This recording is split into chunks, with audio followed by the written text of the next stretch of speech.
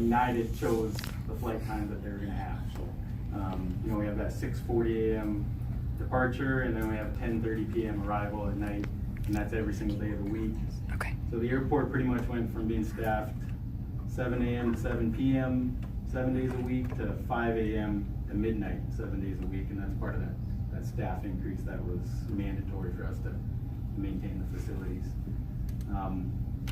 We went from many years in a row of having 3,000 to 4,000 boardings, and you guys have a chart in what I've handed out to you. And that equates out to about 4,000 going out, 4,000 coming in throughout the year, 8,000 people. And in a year, we've gone to 14,000 boardings, and that was 2018 numbers. In 2019, this year, by the end of the year, we're forecasting about 16,000. So that equates to 32,000 people going through the terminal just for the airline traffic. In addition to that, we have the diner out there, which Mike talked about before, and they're getting about 96,000 patrons a year. So these are huge numbers to be going through our terminal, using our facilities, and that's part of what we're trying to maintain and keep the facility up to date. As far as the boarding numbers, we're only going to see increases in that as the community gets more involved and buys into the service. We expect to see increases each year that SkyWest maintains their reliability and their completion numbers, and we're just really happy to maintain those and keep getting better. Sam, a quick question for you.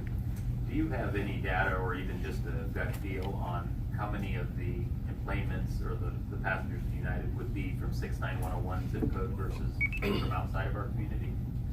Well, we when we go through our parking lot, we can see the license plates of vehicles. We haven't done a continuous survey to figure that out. The airlines are pretty tight on privacy issues with their passengers. I can tell you when we get calls from passengers that have questions about our airport or questions about the air service, they're from everywhere from Kearney all the way to Scottsbluff. People are seeing that we have great service. Scottsbluff has the same service, but they're coming from a wide range of Nebraska. So there's it's safe to say there's a pretty meaningful amount of passengers that are traveling into North Platte to use the United services or the SkyWest services. Yes. Just a quick, comment from my end is, even though the percentage of the increase is high, if you think of the gross dollars of the increase and compare those to the economic impact that we're seeing of people, not just what's not leaving our community, but what's coming from other communities into our community, and that I'll guarantee you some of those people stay the night, eat out, shop, get gas, or whatever. So I think it's just important that we remember that as we're thinking about this as well. Thank you. Thank you. So a quick question for you, or a couple questions maybe. So basically, it looks like you guys are doing a lot of really good work in terms of trying to bring, getting more employment and everything else. I guess and I obviously see that your budget has to go up this year in order to pay for different things. And I apologize for missing the first part of what you guys said. I just had to roll into town. It was really good. I imagine it was. After last night's performance, you got a warm up. So, I guess I'm kind of curious. Have you guys at the airport and the airport authority considered looking at the symbiotic relationships here at the city that we have in terms of looking at where the auditor has suggested that if you guys were to roll underneath the city, that it would help us out in terms of our state funding and that kind of thing for the future? Actually, I think there's differing opinions on that, and I would say that the research that we've done, really with the, I think with various state officials, but it would suggest that that's not necessarily the case. And I'm not sure we're prepared to go down that path. Is there a way to kind of see some of that research you guys have Sure there is. compared to what the auditors told us? Yeah, and we can get you that information, but I think we've seen two lines of track on that, but I think our concern is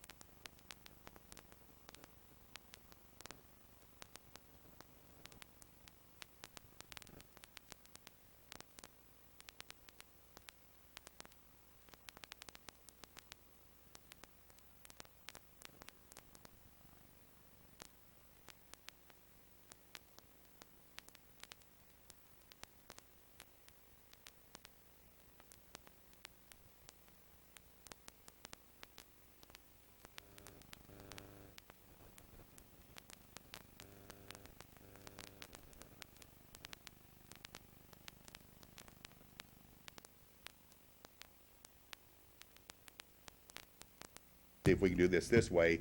But at the end of the day, we've got to make it work. We've got to make it work so that we can grow that airport and make it everything it can be. So maybe it's more of a timing issue and stuff like I that. think it's more of a timing issue, but we just want to make sure that we don't have any roadblocks along the way to get us to where we need to be. I almost did run for the second term. I figured once we got SkyWest here, I didn't really need to stick around much longer. I'm hoping that in this 6-year term, I can finish up anything I need to do. Everything's running like a sewing machine, and I think it will be with Sam here, and so then I'm probably done. But so I think there's a lot we want to get done in the next few years, but it really kind of goes around SkyWest and what they're doing. Thank you. Question for you, Sam, real quick. It's probably nothing to do with what we're talking about right now, but are they planning on increasing flights? With the employments we're having, are we gonna add more flights to our community? Well, we're sitting for, let me look right here, 52% load factor. Their number that they have is kind of a threshold to start talking about that, whether it's an increased flight or a larger aircraft, is 80%. So we can still do better. We got a lot of boardings, but we can still get some more in that plane. All right, thank you. Fly North Platte. Thank you.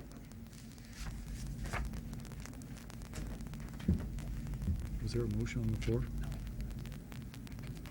I move that we would adopt the resolution determining the amount of tax to be levied for airport purposes. Second.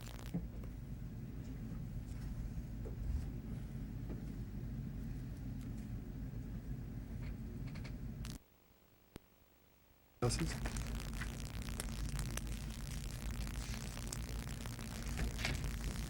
Okay, item number 14, public hearing and action on recommendation by the City of North Platte Planning Commission on an application by Cody Schelleberger for a conditional use permit to allow construction of duplex in a R4 dwelling district located at 1315 North Hayes Avenue on a property described as Lot 12, Leo Anderson addition to the City of North Platte, Lincoln County, Nebraska.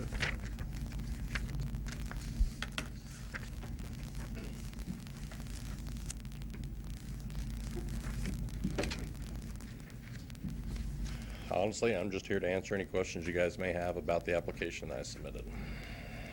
I'm assuming you're, I'm Cody Schellebarger. okay. What's your address, sir? My living address is 151 Mill Park Drive. Okay. This might be a question for you, Cody, but I'm curious to why a conditional use permit has been sought versus a rezoning from R4 to R2 for this request. I had spoke with a couple of different people throughout the community on this matter, and they said that you would be better off to search for a conditional use permit for that property. Basically, I guess the way I'm looking at it is if I can get a conditional use permit for that property and say everything falls through, the rentals don't go well, it can always just go back to being a residential lot. So then a single family structure could be put back there so I don't necessarily lose all my equity. Is it, so it's R4 today, correct? Is that, okay. And then I didn't think that the information was very clear on, is this a residential duplex that would be built? It would be a residential duplex. Okay. Give me like 20 by 80 or something like that? 20 by 80, So it'd be split in half and Yep. two residents? 20 by 40 each side. Because I actually drove out to that property, if I may, and I'm having difficulty thinking about parking.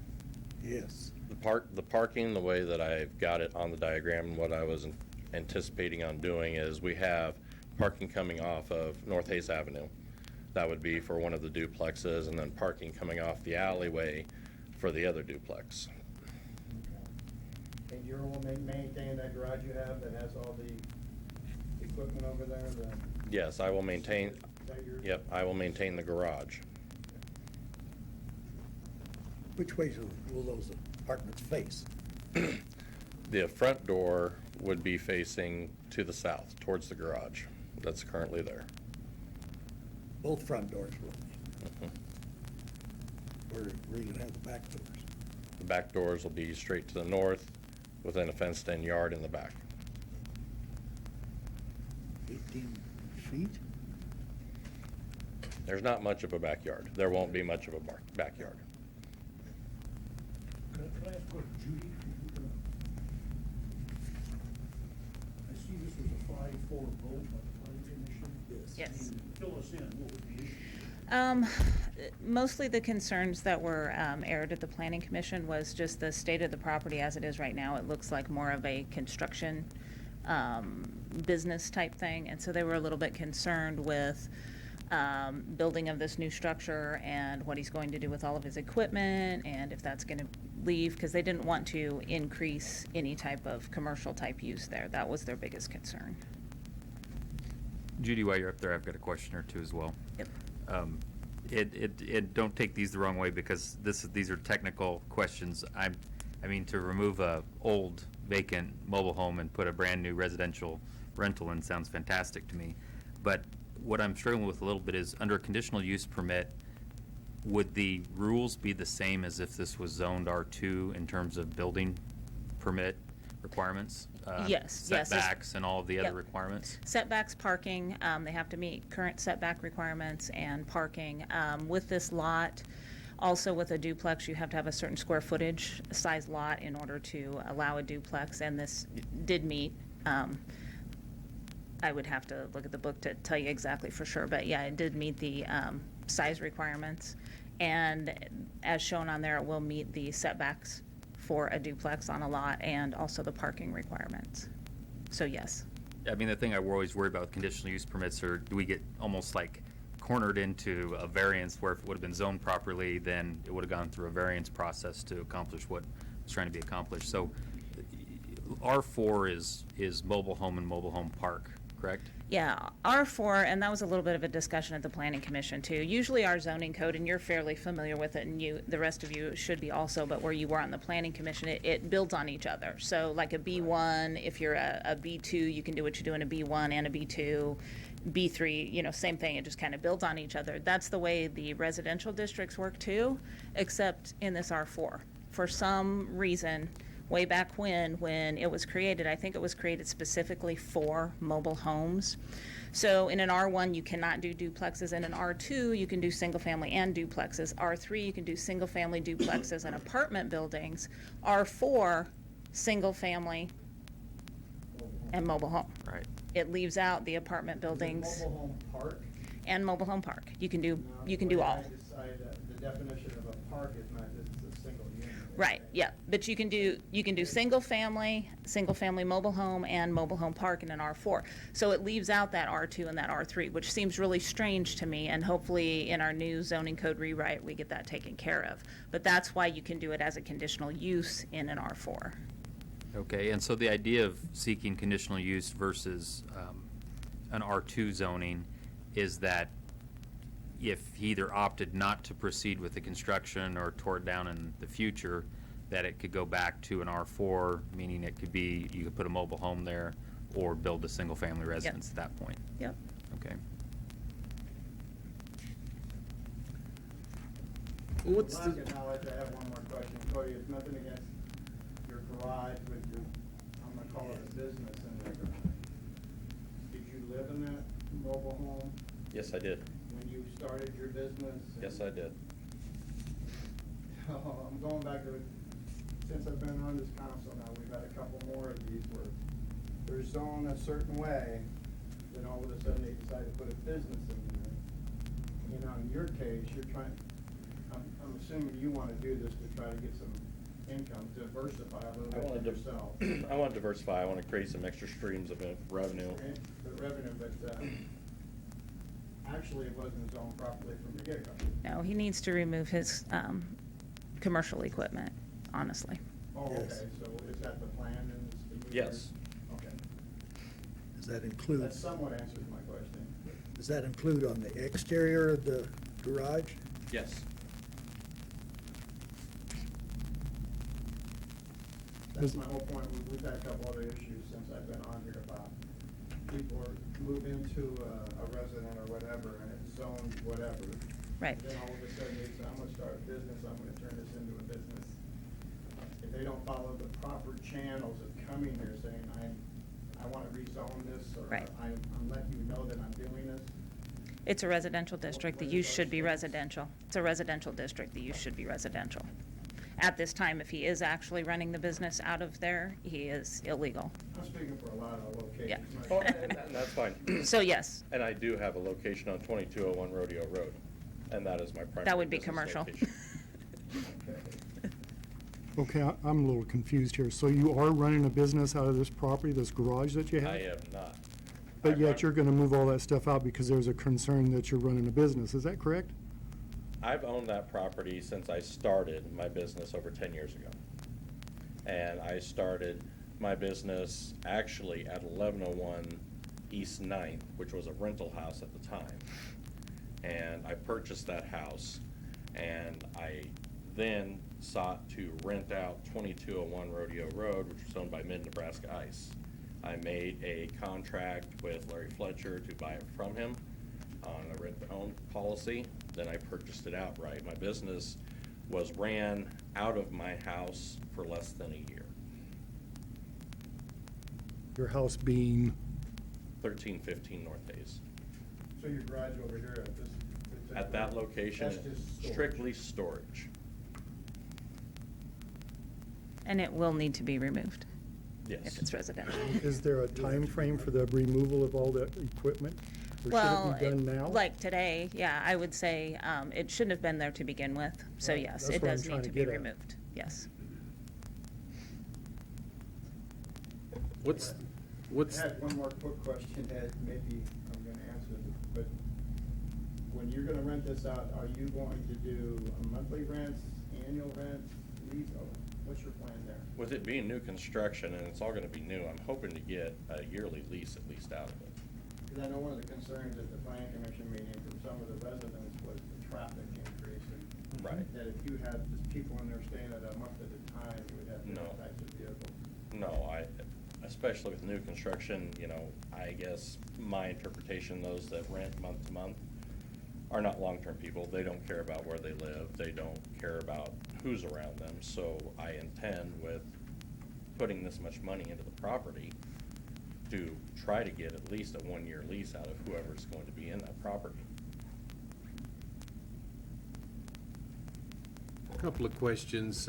What's the separation between the garage, the existing garage, and what'll be I presume, the front doors of the duplex? Approximately, from the best of my knowledge, there should be a diagram. Yeah, I but don't remember the number. Can't quite I believe it's 10 foot. 10 feet.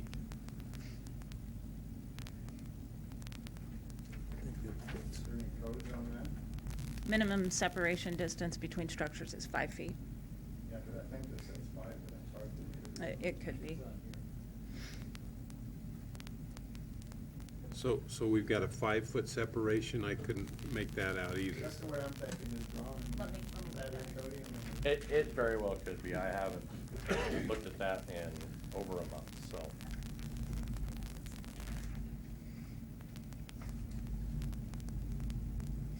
So we have 5 foot between it now, but we also have 18 foot behind it.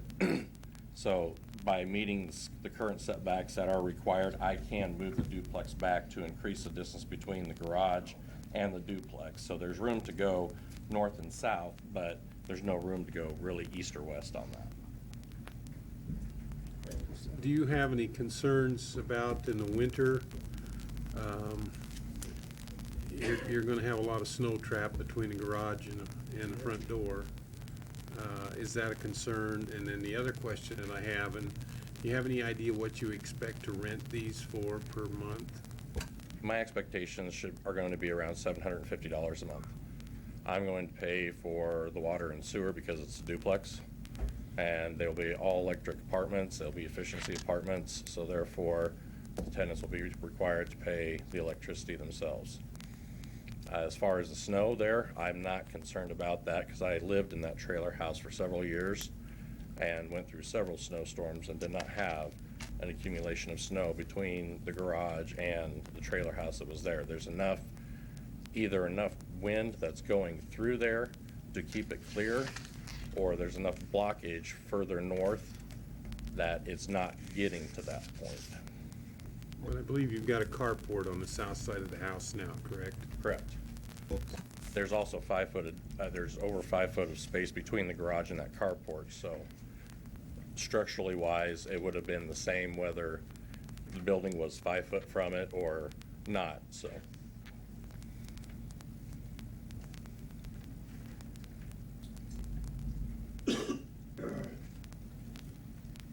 Any other questions? Just to add real quick, I like what Ty said, because I like the idea that you're going to tear this down and make it look a lot better. I just having issues with the zoning thing that there's a reason why we have zoning in these, conditional permits and changing zoning. I have a problem with that. It just seems like, there's a reason why we have these zoning, it should remain that way. But I like the idea that you're gonna clean that up and put something new in there. Jim, I've been thinking about that question, and I think a couple things we can give consideration to is, one, we can, in a conditional use permit, I think this is a great project for the neighborhood. He'd have a significant investment in this. And so, as much as I'd like to see it as an R2 application, we have the ability to add caveats in a conditional use permit. And for example, one that I think is an obvious one is that it'd be a residential duplex. That's not stated in the proposed information. I don't necessarily want them to build a storage duplex there, as an example. And so, I guess just point out that even though I prefer to see it as an R2, we do have the ability to add caveats, just like the Planning Commission does. Okay.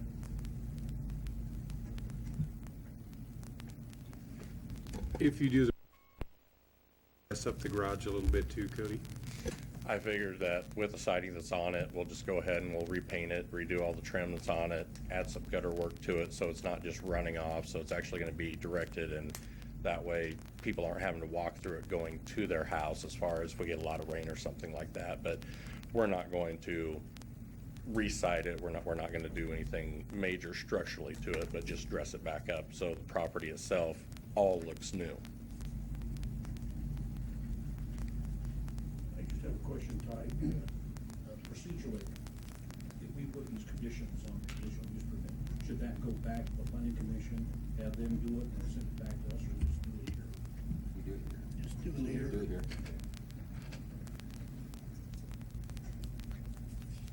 Will this structure be built on site, or will it be a double wide that'll be moved in? It will be built on site.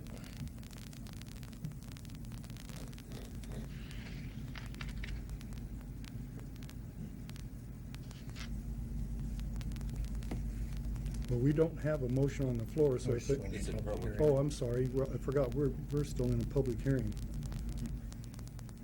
Do you have any more questions of this gentleman? Okay. Thank you, sir. And it is a public hearing, so if anyone else wishes to come forward, you're certainly welcome to do so. Motion to close public hearing.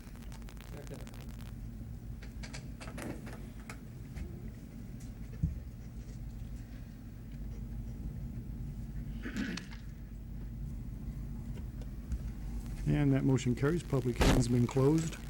I'd like to direct your attention to the materials that accompany this item and remind you that there are proposed motions to approve the application and a motion to deny the application. I'd urge you to follow the terminology of one of those motions as well as you can. You can add conditions in the event you make a motion to approve the application. You can make additional, attach additional conditions to the motion. I'll move that we find the request for a conditional use permit to allow construction of a residential duplex located at 1315 North Hayes Avenue meets the minimum standards stated in the North Platte Code of Ordinances, Section 156-322, and approve and grant the conditional use permit requested with the conditions that all elements of the application are complied with in the following conditions. I'm going to add one, that it conforms to the building permit standards of an R2 zoning. And then based upon the factual findings, the use shall conform to all applicable ordinances, laws, and regulations of any governmental jurisdiction. The use shall have adequate water, sewer, and drainage facilities. Ingress and egress shall be so designated as to minimize traffic congestion in the public streets. The use shall in all other respects conform to the applicable regulations of the district in which it's located. And the use shall be in harmony with the character of the area and the most appropriate use of the land. Second. Yes, sir. I'm wondering if maybe we should add another stipulation there that the rear parking have a concrete pad. I think there is a concrete pad on the front parking. My concern is that if we don't have a concrete pad for parking, over time it's going to be rutted and not maintained and detract from the overall appearances of the property. You can make a motion to amend. I would make a motion then that we amend the amendment, I guess, is what I need to say. No, it's just a motion to amend. And make a motion to amend that we add a stipulation that a concrete pad be placed for parking in the rear next to the alley. You have to put a Second. size on that? I'm sorry? You have to put a size on that? You don't have to, I mean, it's his motion. Okay. I assume it'll be required to meet building standards. So it meet the R2 according to his earlier statements, so anything that was been stated in that would be the guidelines for it. Are we seconded for I did. discussion? Okay. For discussion on that, I mean, in a duplex structure, you would occasionally see parking all in the front. So, I mean, they wouldn't have to park in the back. You know, in other words, just because you have an entrance at a midpoint or front and back doesn't mean you have to have parking on both sides of it, I don't think. And so I don't, not against your thought there, Ed, I just hate to hamstring a builder if that's not his intent, where there could very well be adequate parking on the front side for residents. I mean, that might not be desirable to the back resident, but there's no reason they couldn't park up at the front, I don't think. I guess part of my thought was, Ty, on the drawing, I think it did show parking in the rear. And I think that Cody mentioned about having a fence dividing the two properties on the north side.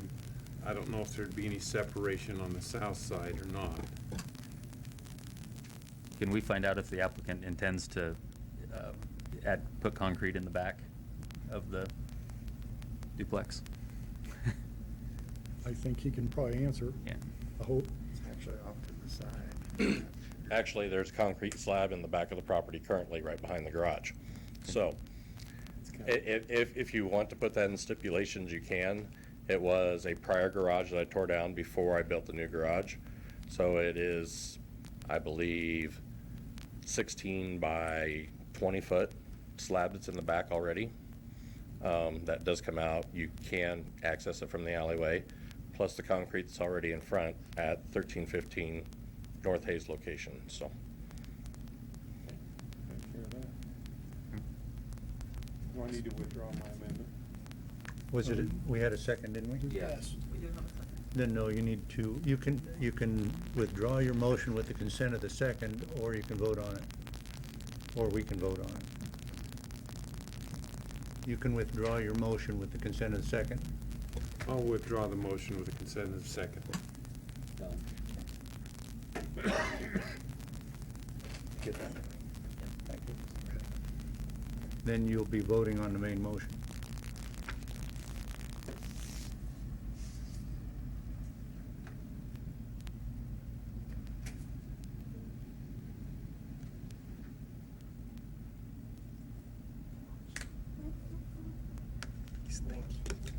Which ones? Battery must be dead. Battery dead? Must be You must dead. not be here. Try it again. There it is. Okay, motion passes.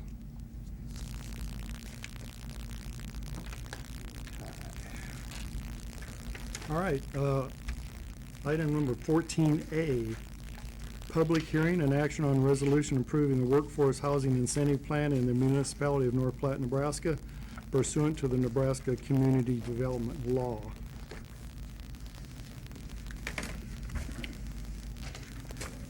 Mr. Bacon. Mr. Mayor and Council, my name is Mike Bacon, Office 416 10th Street in Gothenburg, Nebraska, and speak into the microphone. You have before you a proposed incentive plan under LB 496, which changed the TIF statutes to allow you to actually build workforce housing. Prior to that, you could not go vertical. This additional incentive can provide significant benefit to the city of North Platte and result in the construction of both single-family residences and apartments. In order to proceed to allow that to happen in your community, you have to have a public hearing that is now open on an incentive plan. I was the person that drafted the initial 496 bill and have drafted this proposed incentive plan. It is not intended and will not be used pursuant to the plain language of the incentive plan for higher-end housing or custom housing. It is specifically to be negotiated on a case-by-case basis by the Redevelopment Authority to grant TIF in amounts sufficient to incent the particular homes being constructed. For housing, single-family housing, it has to be less than $275,000. For apartments, each apartment has to be less than $200,000. That amount can be adjusted annually by the Department of Economic Development. In order to qualify for this, the plan provides that detailed costs and plans be provided to the Redevelopment Authority, including the profit, and after construction costs be provided to the Redevelopment Authority. The cost for sale and all of those items have to be made public if someone is to take advantage of the program. I believe that the plan is intended to provide maximum disclosure of who's making how much. By definition in the statute, you cannot provide unjust enrichment to someone that builds a house, raises the price, and then gets TIF also. The tax increment financing would be limited to buying down the cost for holding the structure prior to sale. If you talk to anybody that's done spec housing in the last 10 years, their fear is having to hold and not get it sold. So that's one element you can use TIF for. The second one is to reduce the price to make it more palatable and affordable for workforce housing. And the third is for having to decrease the price because it's priced too high in the market and won't sell. For rental housing, you judge rental housing differently than you do single-family residences for sale. In that case, you have to get someone that would make an investment in your community and they expect a certain rate of return. In order to do that, the plan requires that you provide a 5-year projection on your revenue and rental rates, apartment design, all of that data to the Redevelopment Authority, including the rate of return with and without tax increment financing. So again, all of this is disclosed, so it's not just my turn at the trough. There are other pieces of it for owner-occupied rehab and upper-story housing, but frankly, once this got into the legislature, people that didn't know anything about tax increment financing added 2 provisions that were redundant because you can already use TIF to do rehabilitation and second-story housing. But the incentive plan is there. It requires full disclosure and accounting to the redevelopment authority and to the city council. I'll be glad to answer any questions.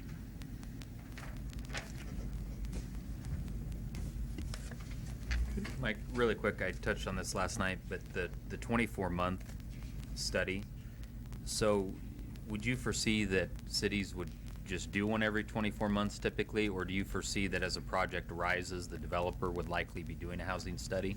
That's just a lot shorter time frame than we've normally had. I like the idea, though. Yeah. The reason that I put that in the original bill was so that you weren't using old data. Yeah. The problem you've got is that those housing studies are expensive, and the way that the statute came out, which is always interesting to watch you go through the process, it says that once you do that, you do the incentive plan, and that's in place. So I think you can argue that you've got your incentive plan in place. I would suggest that at least every 5 years you do one to see what's happened, because any economic development impact has a significant change in your housing. But right now, you're 300 rental housing units short, 215 substandard rental houses. You're behind the power curve. This I believe will be the first time in the state of Nebraska this is deployed after adoption. And I talked to Mr. Schultz earlier, and he said, "Wow, this made the difference. Otherwise, you wouldn't have the next hearing. You wouldn't have me in front of you trying to do those apartments." So it's significant. The other towns your size, Columbus and Norfolk, they're doing TIF-1 housing, significant numbers. So. Okay, and just so I understand that, so the 24-month requirement is just to pass the incentive plan, not for each project going forward? Yes, yeah, and the incentive plan is meant to be there, and it's meant to be flexible. If you say we're only going to give X number of dollars per unit, you're going to set that, and you may kill projects. So this one, on a case-by-case basis, allows some flexibility. So, yes, I think it's a solid plan, and I think it provides for public accountability, both of which are very important.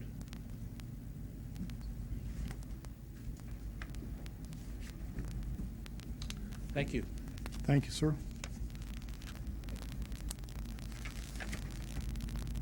And again, this is a public hearing, so anyone else wish to speak?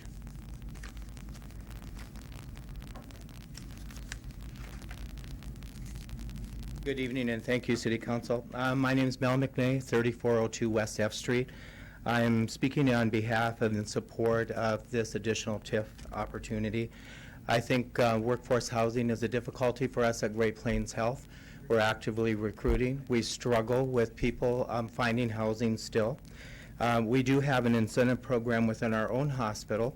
If you've worked there for 2 years and you're an RN, we will make the down payment on a home for an individual in our hospital. They have to agree to stay for another 5 years. That's how difficult it is for recruiting staff in our community. But it's extremely important that we have enough housing and selection for them. Feedback from our employees is that a similar house in even Ogallala can be about $30,000 less. So we want more availability for our employees. It is really the biggest issue when people come to our community, whether they're going to take a job here or not. I'm going to share a letter for you, with you, and this is one of the individuals that qualified for that housing incentive. Josh and I just wanted to express our deep gratitude for all of you in Great Plains Health for having done for what you have done for us. Our new home is amazing. I finally feel like I can breathe. We have 5 people in our family. We are sharing a 900 square foot ranch with 1 bathroom. It is tough. Our new home has 4 bedrooms, 2 bathrooms, and plenty of space. We are even planting a garden this year. Perhaps we will bring you some of the food we can, if we can, this year. Thank you so much. Great Plains Health truly is an amazing place to work. We want our employees to have an environment that they can live in and they can be successful in.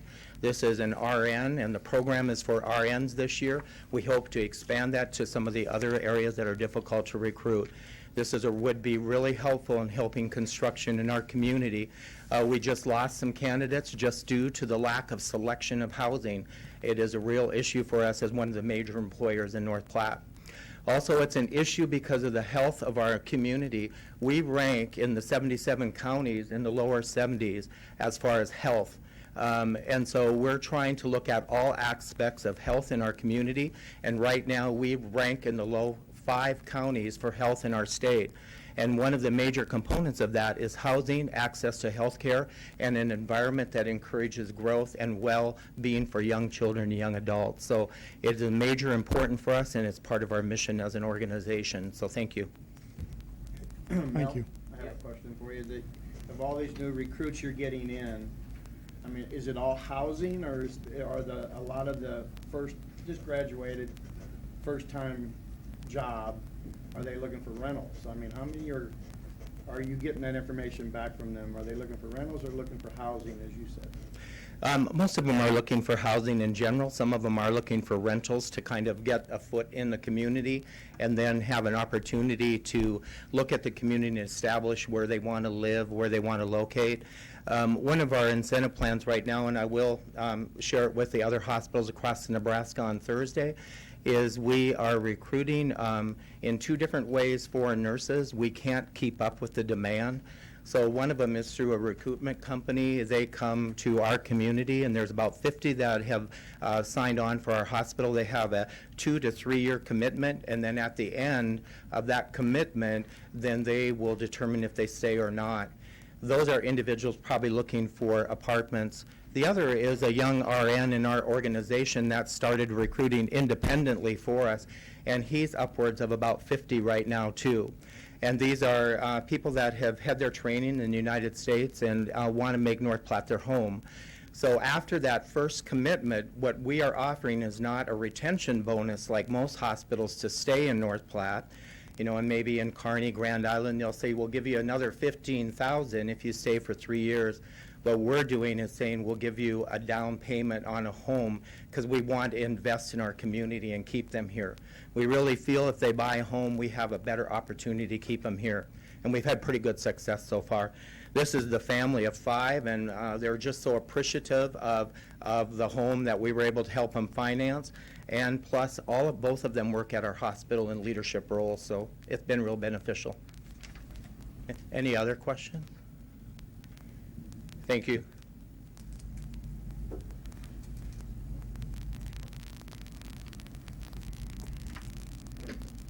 Anyone else wish to speak? It is a public hearing.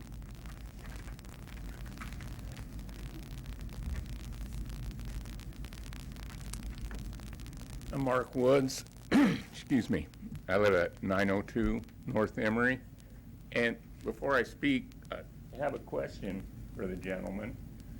What's the income of these RNs, the people you're speaking about? Mark, you need to direct your questions to the council, not to people in the Okay, audience. does anyone here know what the income is of these people? Okay, Mel, can you tell me what their income is? Okay. Thank you for that question. Yeah. There's a number of different individuals. They start with a registered nurse, which could be $50,000 to $60,000 a year, up until a physical therapist, and you're talking in some cases up to $110,000 a year. So it's all different ranges. The majority of them are individuals that have gone for professional education and training. They have a good background. My daughter's an RN. She bought her own home, not in this community, but they are very affordable, and they can pay for them. Okay. Yeah. Thank you. That's kind of what I thought. I own rentals. You keep saying we're short 319. It's taken me longer and longer to rent mine when they go empty. You know, mine aren't the best in town, but I have good properties. I have friends in the business, and they're experiencing the same thing. We're going to give $850,000 in property tax dollars to the developer. These people make more than I do, and you're asking us to subsidize their rent. I mean, when does this stop? I mean, I'm all for them coming. You're building housing for them. We have nice apartments in town. Why are you asking me and the other people in the community to subsidize their rents? I don't understand this. Is this also subsidized housing where the developer gets money for the time the units are empty in between tenants?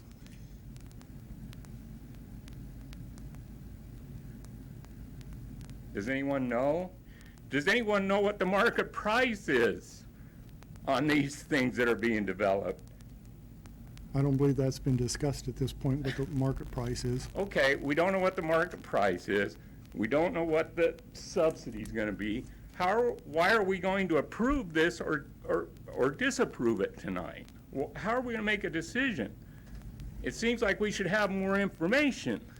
So these are all done, as he said earlier, on a case-by-case basis. We haven't gotten to the case of a project yet. All we're trying to do right now is set the guidelines so we can get to a project shortly. Okay. Well, this is my thing. I just don't get why I'm subsidizing housing for people who make more than me. Thank you. Thank you, Mark.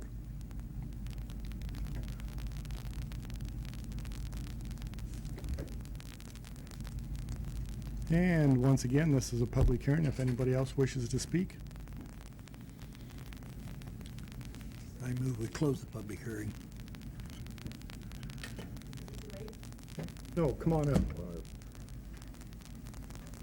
Didn't see you. I'm Suzanne Donnelly, and I live at 2210 West C Street. And I'm fairly new to town. I retired after 39 years with the DOD. I realize I only have 3 minutes. I've been looking for a home. And I have some age-related disabilities, and a lot of the homes out there on the market now aren't accommodating as you age. And that's really kind of a concern for me, because I've actually invited friends to relocate here. And they're saying, well, what does the housing look like? What is this? What is that? I need to be able to tell them that you can get a wheelchair through a door, you know? So, and I can understand, the other thing is I know that there are people that don't support this TIF, but I think that this is a good use of tax dollars. And the reason I say that is because the 39 years I spent in California working for the Department of Defense, Nebraska sent a lot of engineers, scientists, and technicians there and they could have probably now with the technology be better off here in North Platte than paying $3,000 to $5,000 a month rent, having roommates in California. And that's why I'm like, where's the technical infrastructure here? I want to see what it's like here. So I come to these meetings because I'm just going to sit and occupy space. But I want to know, like, why can't the engineers stay here with the technology the way it is, communicate over Skype, Zoom, whatever they use, do their software development here in town? I mean, why do they have to go work for Google? Why do they have to go work for the Navy over on the port cities? All they're doing is sitting over there doing software development. So you actually have, to me, an intellectual capital drain that you're going to have to bring back home here somehow, and then you're going to have the housing for it too. Anyway, my experience on housing, it's been a bust so far, but hopefully it'll get better things. Thank you, Suzanne. Question for either Mike or Mike. Are we actually using taxpayers' dollars?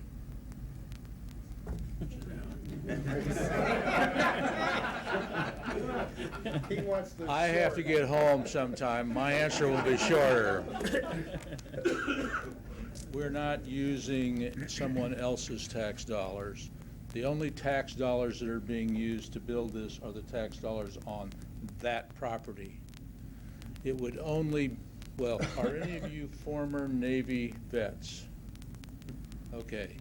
If you built the Subic Naval Base here and the drunken sailors got off the ships and you had to hire more policemen and ambulance drivers, that would load your tax base. This will not load your tax base. It will not require more police. It will not require more teachers. It will not require any of those things. In fact, the cost-benefit analysis requires you to look at that before you approve this. This does not raise anybody's taxes. It might, in fact, lower their taxes. It is not a subsidy. Well, that was the reason for the question after that last night. I didn't think it did, but I just want to get squared away. My answer would be no.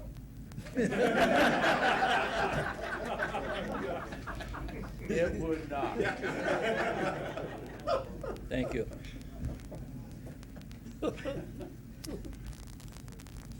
Thank you, Mike. It's 902 North Emory. We're not calling this TIF, but it really is TIF. It's workforce development, but we're not calling it TIF. We've lost between 200 to 300 railroad jobs. Those people are going to be leaving North Platte because there are no jobs that can compete with that kind of a salary. They're going to be going somewhere else. The housing market's going to take care of itself real quick. My concern about this building, this apartment building, is that we own a property on West 6th.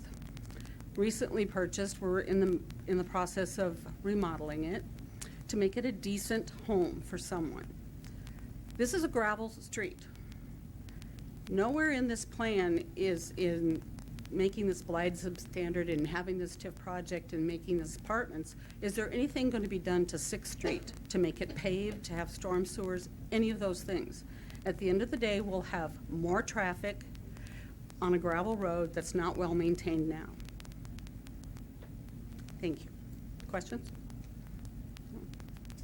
Thank you, Terry. Thank you.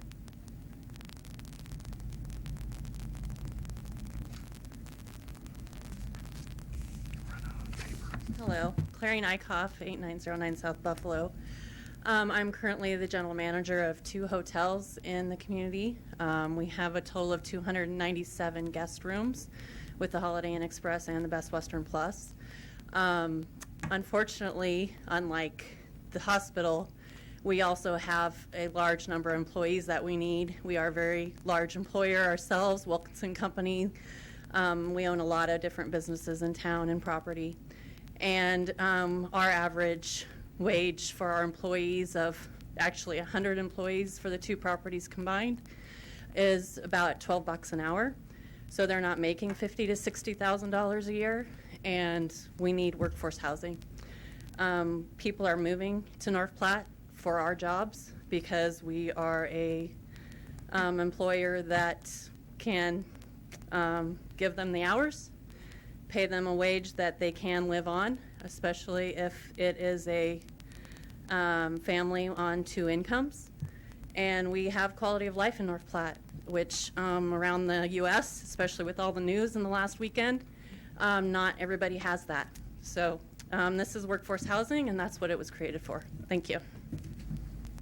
Thank you, Clarine.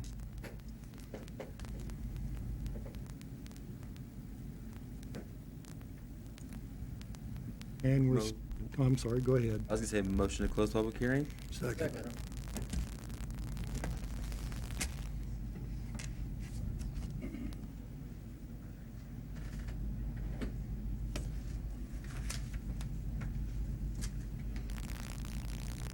That motion passes. Public hearing's been closed.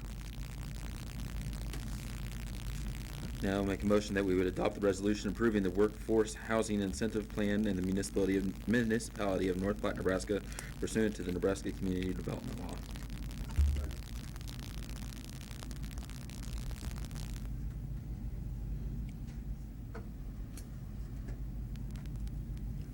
And that motion passes.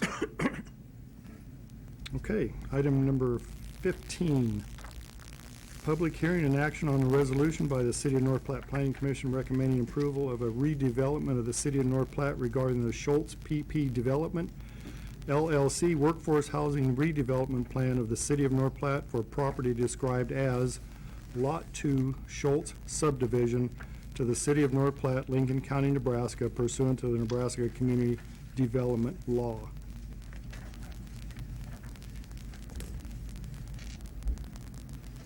Mr. Mayor and Council, my name is Mike Bacon, Office 416 10th Street in Gothenburg, Nebraska. I'm special counsel to the Community Redevelopment Authority and have authored the proposed redevelopment plan. It is in form required by the statutes. It provides for the construction of 2 24-unit apartment complexes and garages as described in the plan. It has been recommended by Planning Commission subject to a conditional use permit to deal with zoning issues and been recommended by the Community Redevelopment Authority.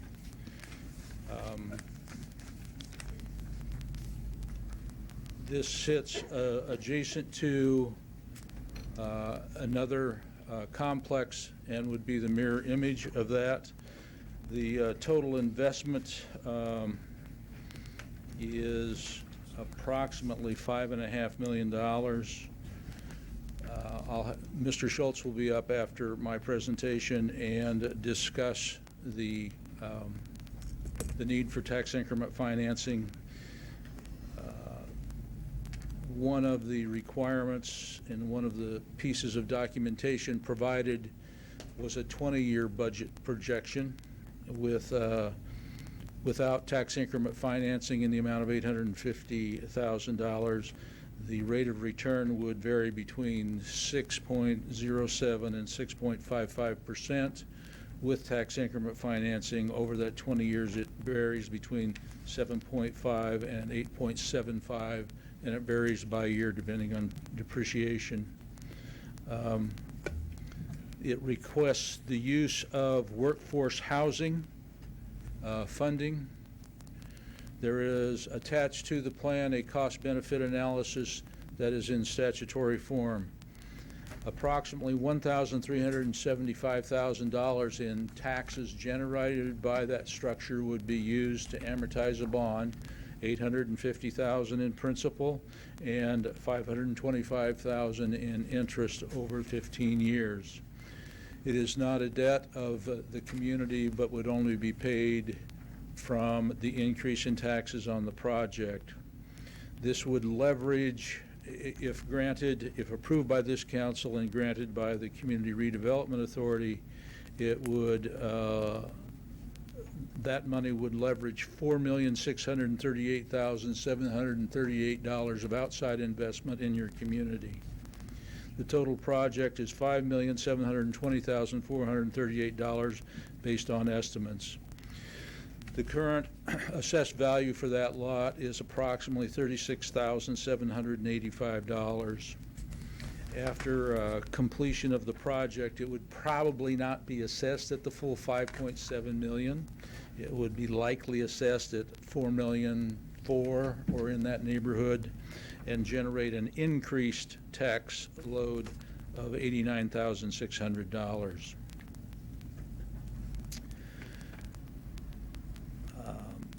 We estimate that this would not have a significant impact on employment either in the city or without, other than provide a place for employees to reside. The water and electrical and sewer is available at the site. Impacts on student population is deemed to be minimal. The average household in North Platte holds 2.23 persons. If you assume that we have a traditional family, this would add approximately 11 students to your school system, and it has sufficient capacity to absorb those 11 students without hiring new teachers or building new structures. The other impacts, of course, would be a slight increase in traffic to the site and a rather significant amount of to a local sales tax. We're assuming about 40% of that construction price to be materials that would be purchased locally and subject to your 1.5% sales tax for a one-time increase. We have not done a calculation on what 40 new, up to 40 or 80 new employees spending their money in town would be, or any of that spillover effect.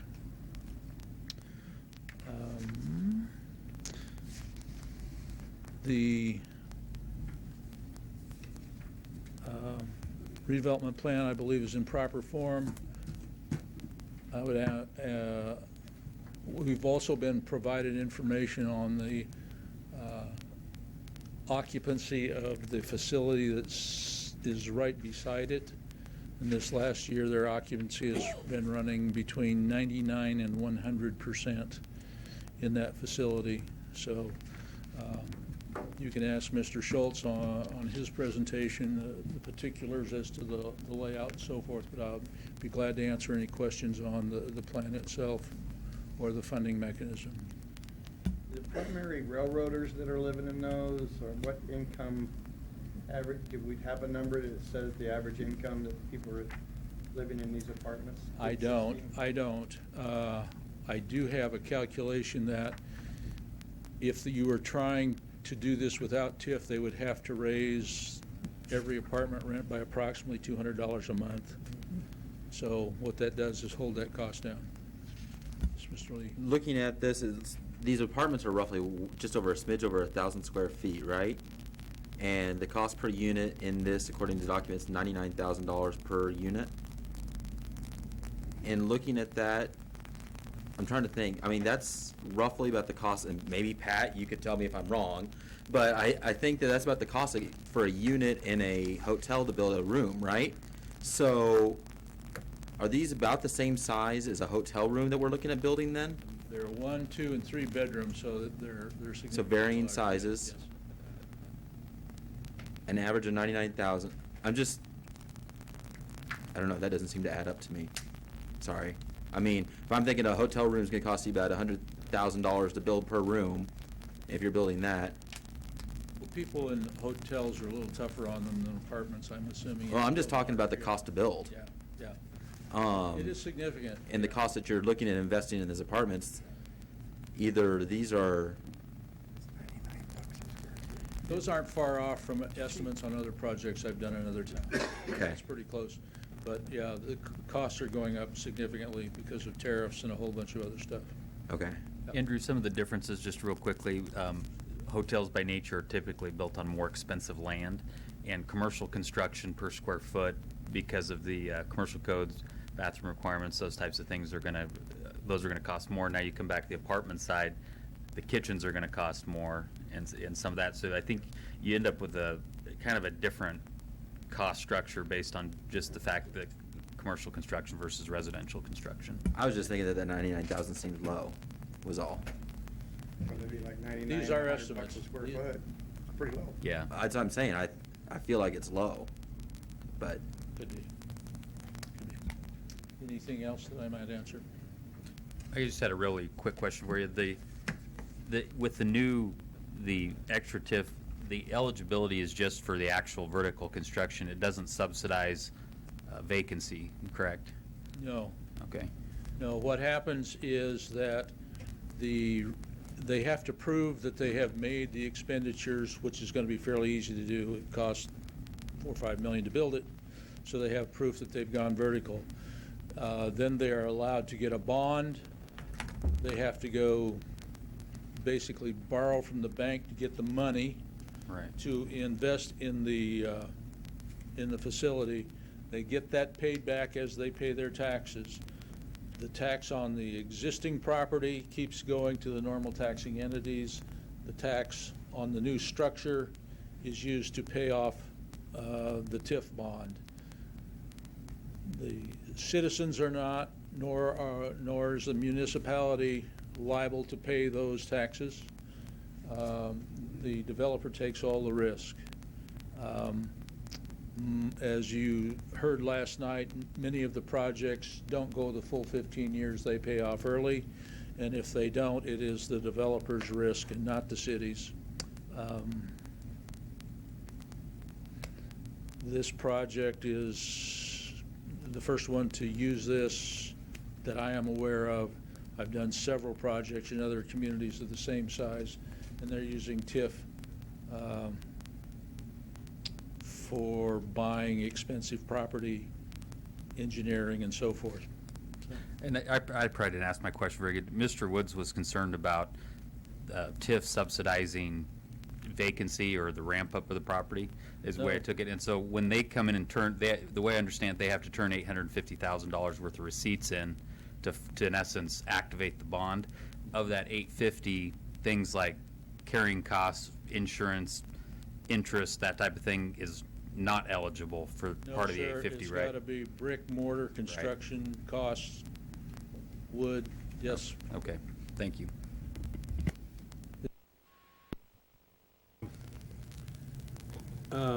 Will this project be applying for any Section 42 funding? No. Okay. Will there be any rent subsidies, government type of rent subsidies? No. Sorry, follow up. What happens if their estimates on the costs come in under? Like, let's say they run over on costs on building this thing. There's no coming back, right, and saying, no, we done and goofed, our estimates were off, right? Okay. Judy, are apartments required to use 3/4 inch drywall and all that stuff like they are? And double drywall? See, sorry, George isn't here and Norm's not here, so. Do you know off the top of your head? I really can't answer that, but there's Okay. fire code that they follow strictly, and you're gonna have walls that, I mean, they've got fire code that they're gonna follow. I can't tell you the exact size. I would say you're probably right, but I can't. I was just thinking they had. I'll pull in a code book and look at.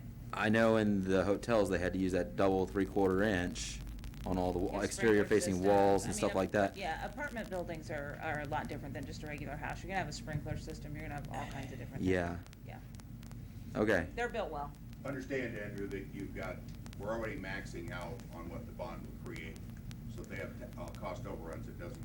Yeah, I know. I'm just thinking that they're undershooting this thing a little bit, but that's okay. I guess that's their problem. That's at their risk.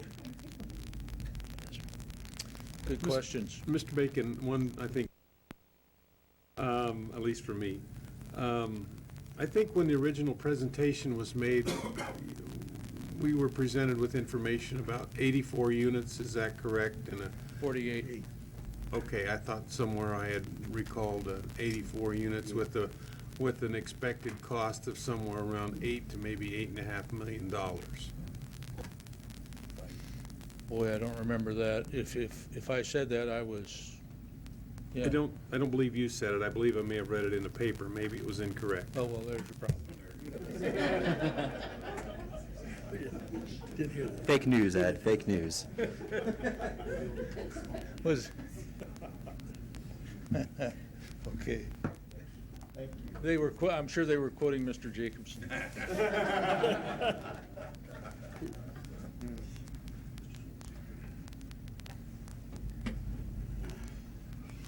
Members of council, thank you for your time tonight. My name is Mark Schultz with Schultz Developments, representing myself, Perry Reed Properties out of Lincoln. We are here tonight proposing a two-building, 48 units. We are requesting TIF assistance. Without this, it will not happen. And the only reason that we're before you tonight is because of LB 496.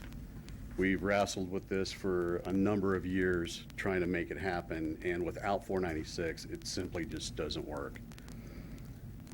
We hope to provide good quality housing for North Platte. We want to entice employers, employees to relocate here. We need somewhere for them to go, as we've heard. I can appreciate Mr. Wood's comments. I really do. I'm not here to debate TIF. I'm just here saying, without it, we're dead in the water. The numbers just don't work. Oh, for your questions earlier, the one-bedroom units are 756 square feet. 1,108 for the two bedrooms. and 1,324 for the threes. And there's going to be 16 two-bedrooms, 6 one-bedrooms, and 2 three-bedrooms. There will be 18 garages as well on this project. Again, we hope, we know it's just a den, it's 48 units. We need a lot more than that, but it's a start. And with LB 46, I hope other developers will see this and pursue it as well, because it opens a whole new possibilities for it. Questions? So how long have you guys been looking and trying? I know you guys have owned that property there for a while, so how long have you guys been looking and trying to make this work, and what have been the struggles to make that work? We've been really, we hit it hard probably about 15 years ago, trying to get it to go. Again, the numbers wouldn't work, even with, with TIF, the way it was established originally. It was just still too big of a risk, and the investors out of Lincoln were simply not willing to do it, and understandably so. I can't blame them for not doing it. So what makes us different than, let's say, Norfolk or something like that? A lot of it is risk, and a lot of it is where we're located. Building costs are higher. We don't have the amount of workforce they do. So it's the construction labor and... Absolutely, materials too. What's the rough difference? I mean, obviously you guys build these all over, so what's the rough difference between eastern Nebraska and here if we're talking 2x4s? I couldn't answer that. Okay. Honestly, I couldn't. Craig Reed with Perry Reed Properties could do that. I cannot do that for you. I wish I could. Okay. Another thing to think about too is the city sales tax on the materials is going to be a big, you could have a potential sales tax increase almost $2 million. So that could be what, $125,000, $130,000 for the city in sales tax on some materials for it. We're not really up here looking for a handout. It's just a helping hand to get this going, and it will benefit the community. And if this goes well, we'll research and try to do more with your approval. Mark, I'd like your perspective on this. I mean, the only negative comments I've had at all from anybody in my ward is that, well, gosh, the railroad's laying off people, there's more vacancy in the market, and I think there is more vacancy in the market, but we've been very, we haven't had enough vacancy historically, and it has increased a little bit. But I also think it's hard to understand when we live here how much people want how much they want new apartments and new housing. Right. The lady at the back commented about that earlier, but I'm interested in what the people that will be renting, how long do you think it will take to fill? And are you seeing that it is true that there's people that just absolutely want new, or is it more about the price point? Or I guess I'm curious about your perspective in favor of this versus the people who say we shouldn't do this because the vacancy is growing in the market. Those are good questions. All I can speak for ourselves, we're 100% occupied. Yes. We've been steadily 98 to 100% for years at Pacific Place. Schultz Developments, we have 19 duplex units. We have one available now, and other than that, we're always 100%. Again, I can't speak for other managers or property owners, but we've had good success. Old stock housing is probably the #1 decline of a community and its growth. People do want new construction. You need a mix of both. You can rehabilitate existing structures, older apartment complexes with this LB 496. Again, I can't speak highly enough of it. It will really help grow our community. I really believe in it. Because without it, I wouldn't be standing before you today. It's opened up a new door, and I hope other developers see it. Any other questions? Thank you for your time. Thank you. Thank you, Mark.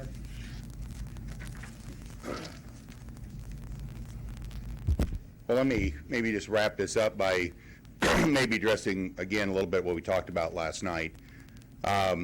I think there have been legitimate questions raised by those who own apartments and are trying to lease those apartments, and I think that's a legitimate concern. I would remind you, and I'd remind those owners that just as there are starter homes, there are starter apartments. And as properties get older, you can go put new carpet down, you can go paint them, you can replace the stool, you can do new cabinets, but they're still an old home, or still an old apartment. I think we talked a lot about every community has got to build a certain percentage of new structures because everything ages, and I think that's a key point. I've always admired the people that are willing today, those who survived 2008 and 2009, that are willing to step up here today and take the risk that they're going to build new construction, brand new construction at today's cost to construct new, and hope that they can lease it out or hope they can sell it. And so from that standpoint, I've looked at the numbers, and it was one of the first things I asked Mark when he called me. It was one of the first questions I asked when we got closer to the CRA meeting is I want to see the numbers, and I want to see what the returns are. And I would tell you that it looks like, my view, when you're doing apartments like this that are truly spec apartments, that in today's world you need a 9 cap if you're going to try to sell those. And these are all running down in the 8s. So that's with TIF. Without TIF, the numbers get stupid. It's easy to understand why you would not build new without TIF today. That's why we haven't had new construction of apartments. That's why we've had a handful, but nothing of any scale, nothing where you're going to take a lot of renting risk or spec risk on new housing. You've had to have some kind of subsidy to make it happen. That's changed significantly from when I first moved to North Platte, and we had subdivisions being built, and we had a lot of demand. I also am mindful of the fact that the railroad is going through a real transition, and it bothers me greatly that the railroad is laying off to the extent they are. We know that it's driven by the reductions in coal, but I'd also remind everyone that we are a regional trade center, and the railroad isn't the only employer in this town. We heard from one of the largest employers this morning, this little while ago, in the hospital. The hospital employment has grown significantly. This hospital is incredibly well managed.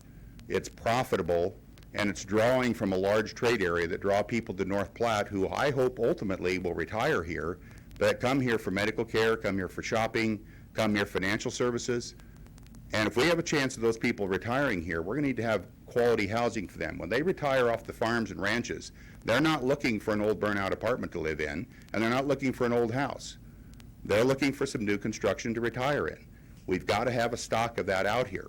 When you look at the new houses that are being built, and when they get subsidized, they are getting sold, and then those houses are available, and that's what a lot of people then are buying, again, on workforce side. I think this fills a very important niche. I think, as we pointed out last night, there is no subsidy going on here. The developer is paying his own subsidy. If we look at this from a tax standpoint, if this project doesn't go forward, our tax base stays exactly where it is today. If this project gets built, our tax base again stays exactly where it is today, because the increment's going to be used to retire the bonds, and then our tax base grows. But meanwhile, we're going to get the sales tax benefit, we're going to get the personal property tax benefit, we're going to get the hopefully new creation of new people moving to this town who are then going to be gainfully employed. It's a strong economic benefit.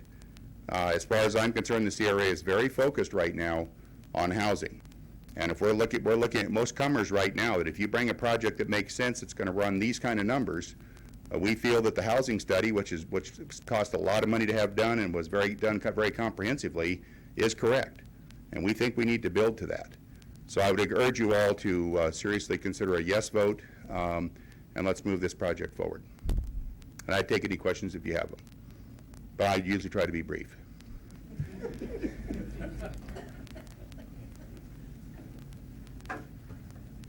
Thank you, Mike. Mel McNay, 3402 West F Street. I just want to validate some of what Mike is saying. We're adding 50 new RNs each year. We can help fill that void that UP is laying off. Healthcare is expanding in North Platte. We have a wound care center. We're growing our cardiology, our stenting program, our EP program. We're growing our oncology program. A new nurse tie is not going to look at an older apartment when they can go to Lincoln or Omaha and choose a nice apartment in a complex with a swimming pool. That's what we're competing against for those individuals. They do make that salary, and right now they can go anywhere. Nursing shortage across the nation is a very acute. What prevents us from growing is our lack of nurses.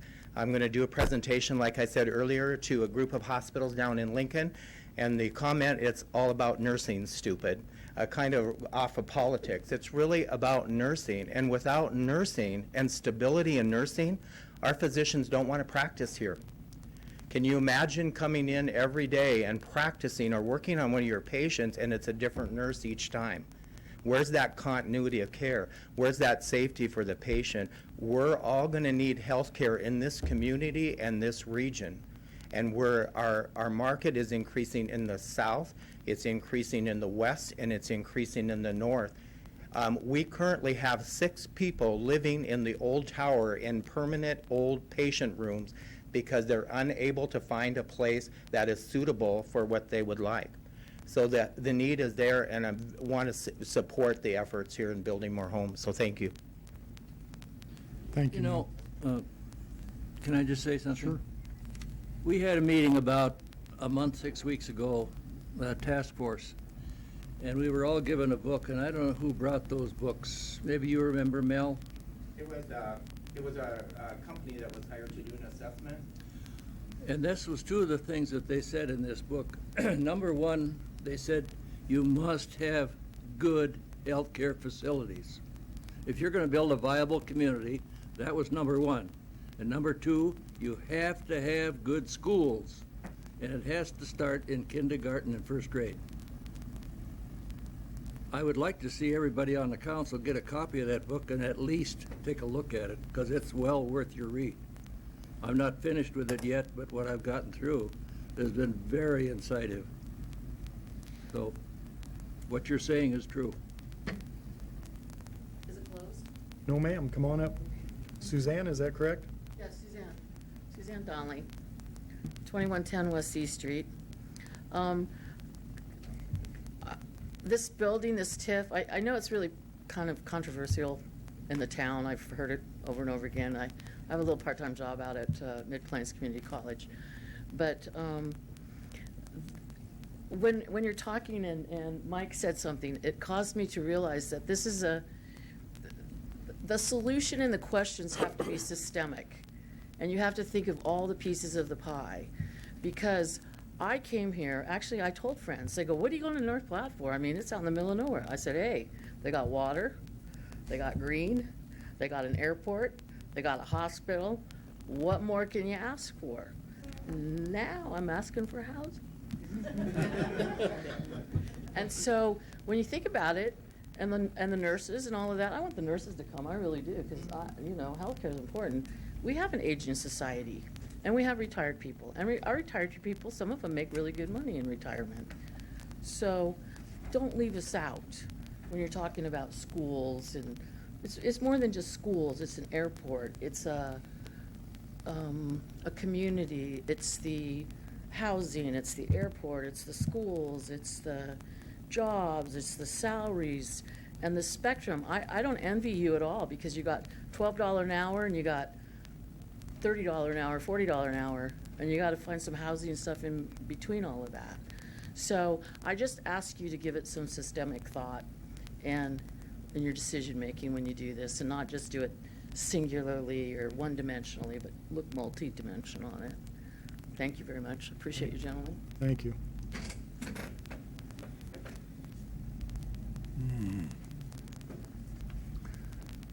Greg Renner, 19124 Osage Court. I'm not here, I have nothing to gain, nothing to lose. I just have some questions. And I pulled some data off the U.S. Census. In 2010, North Platte's population was just under 25,000. In 2018, the population was just under 24,000. Roughly, there's a net loss of 900 citizens in North Platte in the last 9 years, but 8 years. That doesn't include this year. The average American household family is 2.6 people. That equates to a negative housing unit need of 343 homes or apartment units that would be vacant. Now, going by the 2018 study that, and I didn't do that, it was what the city did in the newspaper, it shows, I believe, that we need 338 new homes or housing units. That's a 700 to 800 housing unit discrepancy. I don't understand how the numbers can be so far apart from what the government's saying versus what's being said locally. I have nothing against a new apartment complex. I think Mr. Schultz, I mean, he builds nice properties. Pacific Place, I was there when it was built before. It's a very nice place. What I would be concerned of are the older apartments or even some of the new apartment complexes that were built on Phillip having a considerably higher vacancy rate. And eventually those become more run down. The more run down they are, the less people want to stay there. You know, obviously, like Mr. Jacobs said, everybody wants to be in a newer unit, which is true. But you also need to rehab the existing homes and units that are here because you've got existing infrastructure. You've got streets, sewer, water, paving, storm sewer, power, all the utilities, and the utility companies do. This TIF project, there's nothing that needs, there's no infrastructure it needs. The streets are some of the nicest streets in North Platte over there. Sewer, water, storm sewer, it's all within 20 years of being new. Like I said, I just really want you to look at the numbers and make some educated decisions. I'm all for new housing. We need it. And we need a lot of stuff rehabbed here. But I'm afraid with things I see in the newspaper, you know, the school board's going to have a meeting here in a couple days. I think they want to blow the lid, the cap off of their levy and raise taxes because state funding cuts and everything else. And they're correct on the TIF that it's not costing any of us any money. It's their property tax dollars going back to pay for their project. But those property tax dollars also aren't going to benefit the streets, the street maintenance, the parks, the police, anything for the term of the bond. So once the bond's paid for, whether it be 5 years or 20 years, then it does, yes. But until that point, it doesn't. And there are other people here that make a living renting homes that will also have a higher vacancy rate that you need to take into account. So I just want you to make an educated decision and don't be hurting one person to benefit another. So I think everybody should benefit equally. So, Mr. Renner, we didn't get your address. 19124 Osage Court. Thank you. Osage? Yes.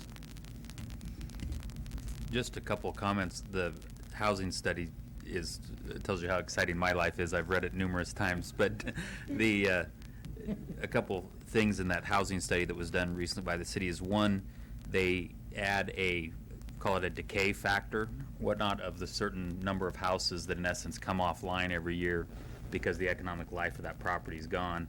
And also, they didn't just look at the population census-based of the city of North Platte, but they looked at the population out on the outer ring of North Platte, because there was a time period before the floodplain changed where there was a lot more building activity outside of city limits. And so when you look at those, if you look at that, say for example, if you use the 2-mile radius ring or the 5-mile radius, or include Lake Maloney and the area between Lake Maloney and North Platte, those numbers are, that is a little different view than just looking at the city of North Platte by itself.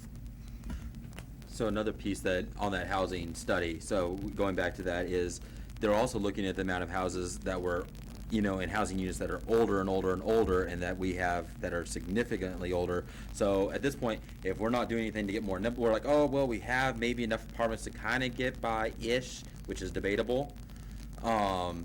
If we're not building newer ones to also add in and then be able to retire out older properties at some point in time, we're just compounding the problem of getting smaller and older and more decrepit. So if we're not getting more younger and nimble in our housing infrastructure, then we're falling behind further and further and further. I don't know if that makes any sense to you or not, Greg, but so, you know, I mean, to me, I hope that those other apartment people that when their properties start getting really, really old and they want to start looking at new properties and stuff like that, that if North Platte's still in a certain condition or whatever, that they'll come back to us and look. And I hope that when other people are looking to build newer properties and stuff like that, that they'll come and talk to us, and that maybe we have something we can help them with if need be to get that project done. You know, I mean, the more younger, newer properties that we can build, the better it is, I think, for all of us. That way we can start to catch up. Because, I mean, for goodness sakes, I go around and see, I was just traveling today and yesterday, and, you know, they're all popping up newer and newer apartments in every single city you drive by, you know, and so if we're not doing the exact same thing, then we just keep falling further and further behind. So you want to talk about population decrease, no one wants to live in those things. The only way to be able to try to convince those people, as has been stated by some of the employers that were here tonight, and I wish that the schools would have been here, because I think, or at least someone from the teachers union could have been here, because I think that teachers receive a huge pinch in terms of their housing and places that they can live too. And they're probably, what, the third largest employer in this town? I don't know. Are they the third largest employer? Any ideas? Pretty close to it, anyway. Schools, third? Yeah. So. Without building rooftops. Cannot happen. Thank you. Thank you.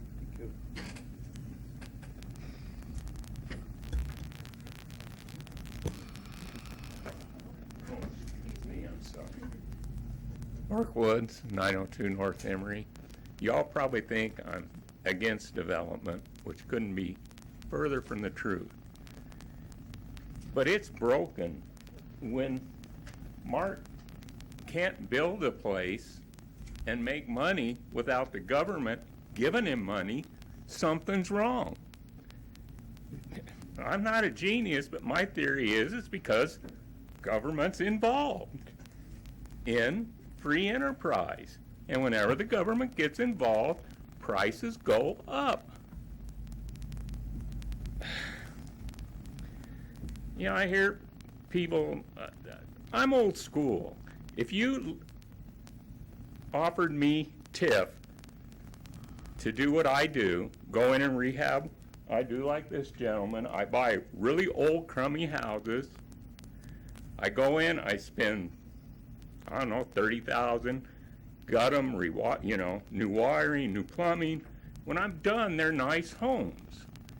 If you offered me TIF, I wouldn't take it, because I think it's morally wrong for me to take taxpayers' money to make a profit.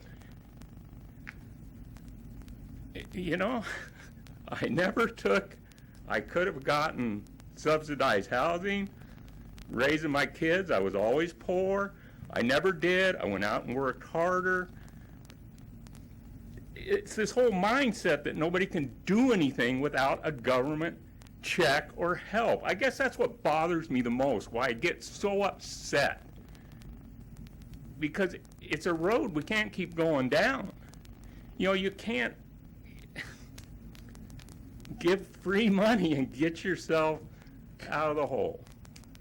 You know, at some point, I know it's done everywhere. I mean, it's how our country runs, but at some point, somebody's got to stop. And I guess I'll keep coming up here and saying that. You'll all get sick and tired of it, but I just think it's wrong. Thank you.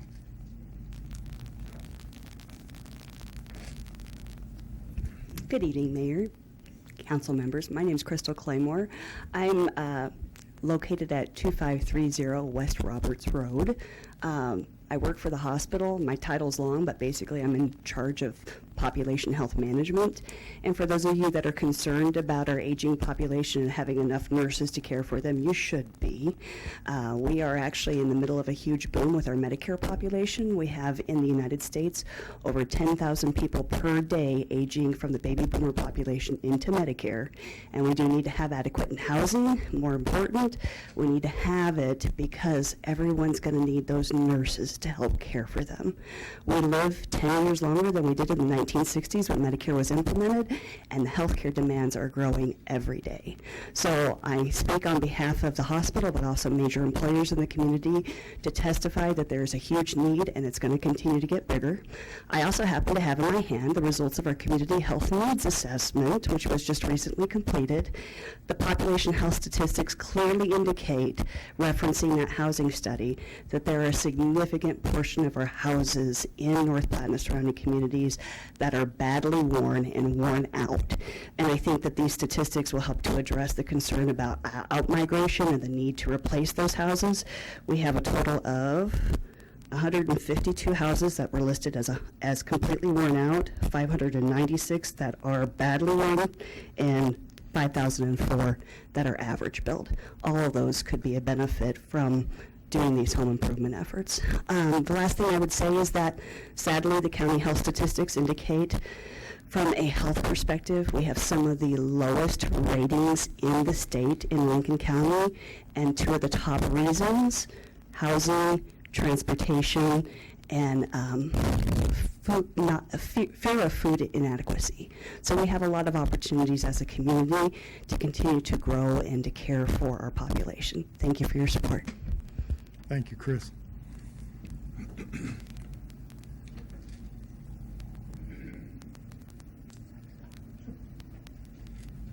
Carrie Woods, 902 North Emory. We've been doing TIF for about 20 years, right? Is that correct? I don't know. I think that's... Closer to 25, I think, but you're close. All along, this was supposed to broaden our tax base and make our taxes lower, keep things more reasonably priced for everybody. I've seen nothing that says that's happening. We can't fix our streets. The street I live on has been on the 1 in 5, 6 year road plan for 30 years. There's other streets, Eugene, streets all over town that are in terrible condition, and we don't have the money to fix them.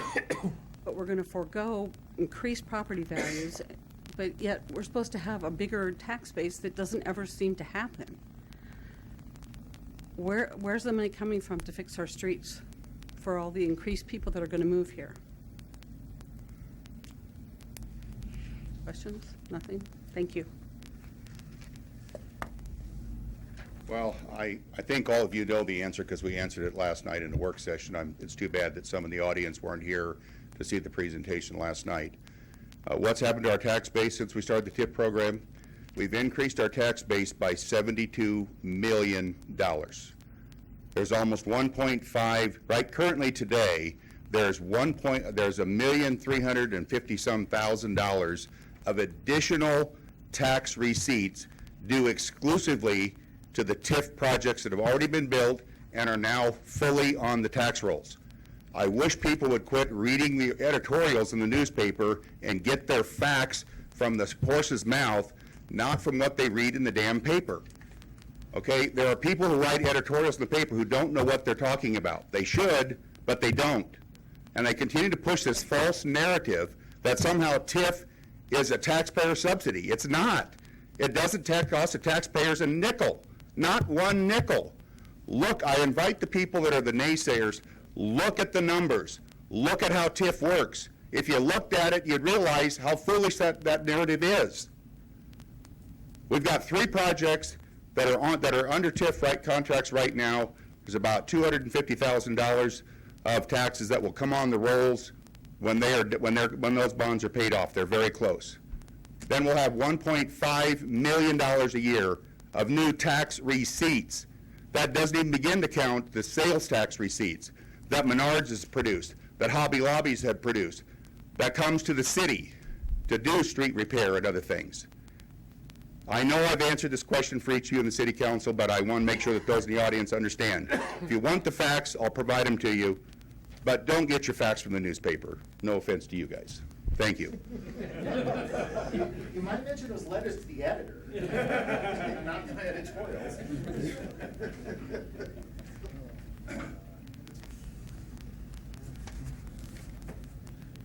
Chuck McCarty, 1001 East Bay. It took me 44 years to buy my wife the house she wanted. It cost me $285,000. I bought it 4 years ago. Now I'm paying taxes on $335. $35,000. Now you tell me my taxes didn't go up? Fine. You tell me where PIC money comes from, or TIF money. I'm asking you. I'll take the time to answer it for you. The TIF money comes from the developer who built the project. If I have a project, if I have land that's worth $20,000 today, and in order to build this project, I need TIF. So I won't build the project if I don't get TIF. So if I build that project and I increase the tax value significantly, the increase in the tax receipts, not the base tax receipts are there, the increase gets captured for up to 15 years to repay the bond. So the developer pays his taxes from day one, the full tax rate, and the incremental part of those tax increases come back to him to repay the bond. Doesn't come from you, doesn't come from me. It comes from the tax that he pays on the increased amount of taxes due because he built this project. That's Okay. why the developer pays his taxes. I'll show it all to you, and that's why I'm asking people, don't get your information from a letter to the editor. Get your I information from don't the get tax. my information. I just out of curiosity, if anybody knows where the most valuable house in town is.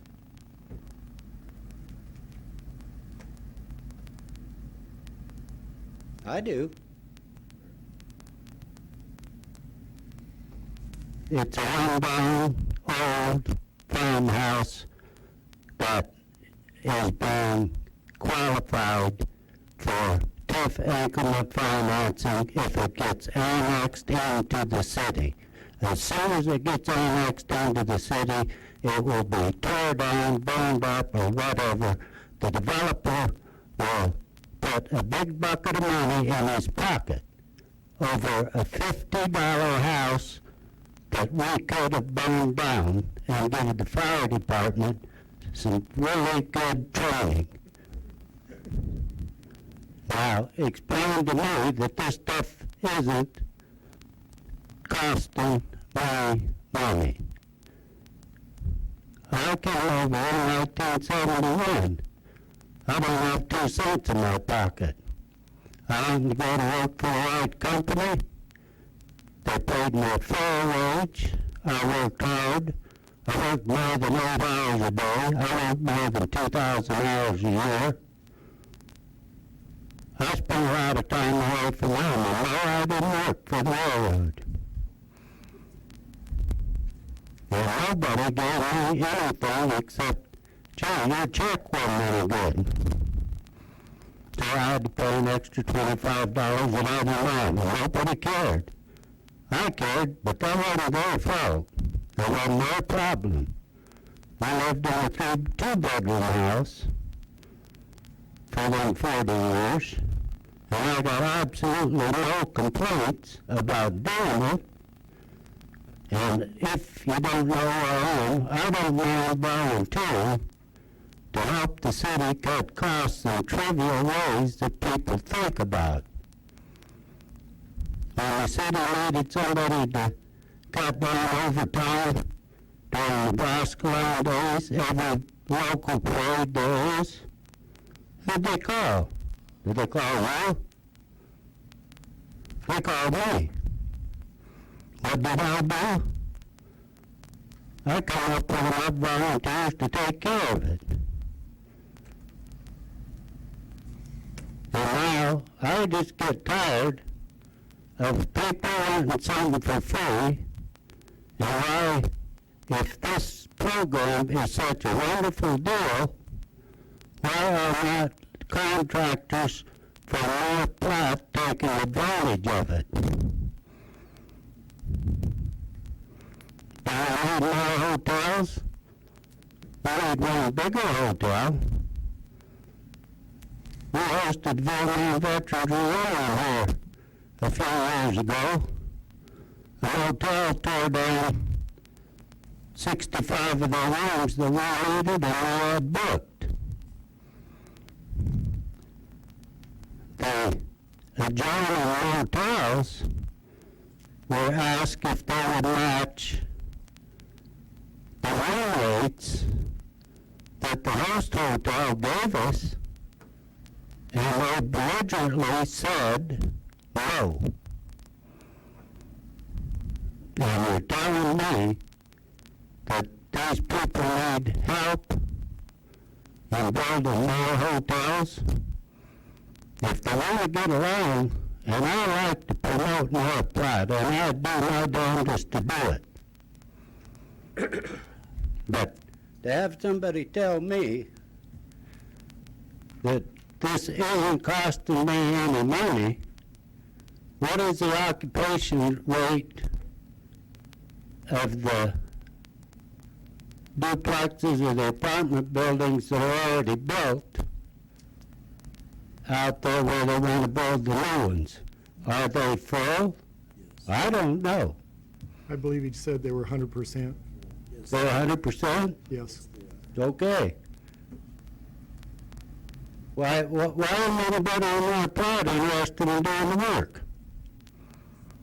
Well, I think they are. That's what we're doing tonight. Well, okay. Well, if you think it took a long time, you're wrong, because if I hadn't heard you, then I'd have heard a lot of stuff I'd have complained about.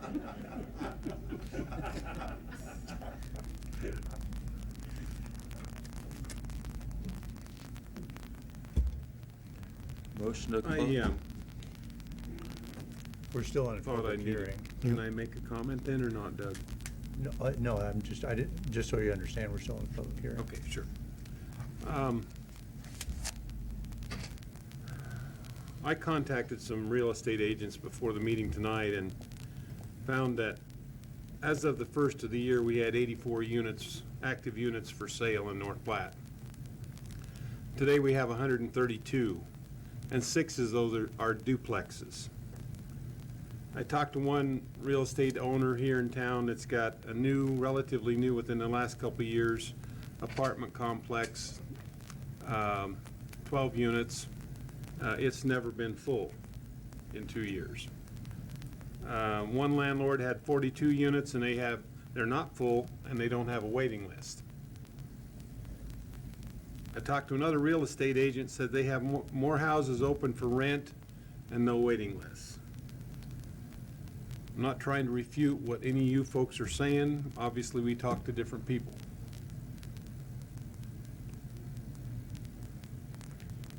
I think one of the ladies mentioned that we've been doing TIF for 20 years, and I think, Ty, you qualified that to 25. And my memory's getting a little shorter, but I do remember that we were told that if we just TIF this project, or if we just build a new school, people will come, our population will increase, our tax burden will be diluted, and our tax rates will go down. Just exactly the opposite has happened.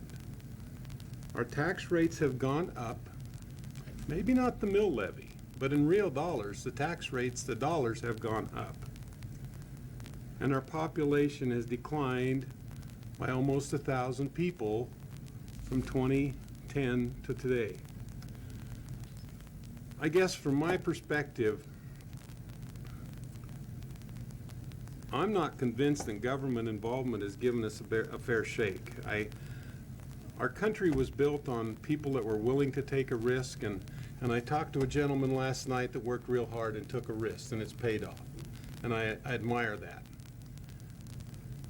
But I'm not convinced that we should be subsidizing these types of projects, and I know there's a discussion about whether it's actually a subsidy or not, and that's probably a difference in description. But nonetheless, I love North Platte. This is my home. I haven't bought a burial plot yet, but Adams and Swanson's been pestering me. I want our town to grow. But I think that the reality is we've got an excessive tax burden in our community. There was a meeting down at the Prairie Arts Center here a few nights ago that was sponsored by the Platte Institute. And the Platte Institute did a study of the different legislative districts in the state. District 42 had a 40% response rate saying that the primary concern is high property taxes. I'm not convinced that we're doing anything to lower our property tax burden by providing TIF incentives to developers. I know Mr. McNay said that he's short of housing units, and I'm not discounting that. It just is kind of a quandary in my own mind, what happened to the entrepreneur who's willing to take a risk, and some of them made it big, and they drive Escalades and Cadillacs and bigger yet, and I'm glad for them. And some of them didn't. Some didn't make it. But that's part of our heritage. And it concerns me that we continue to rely more and more and more and more on some type of government intervention. So, when we take our vote, I would ask all of my fellow council members to take that into consideration.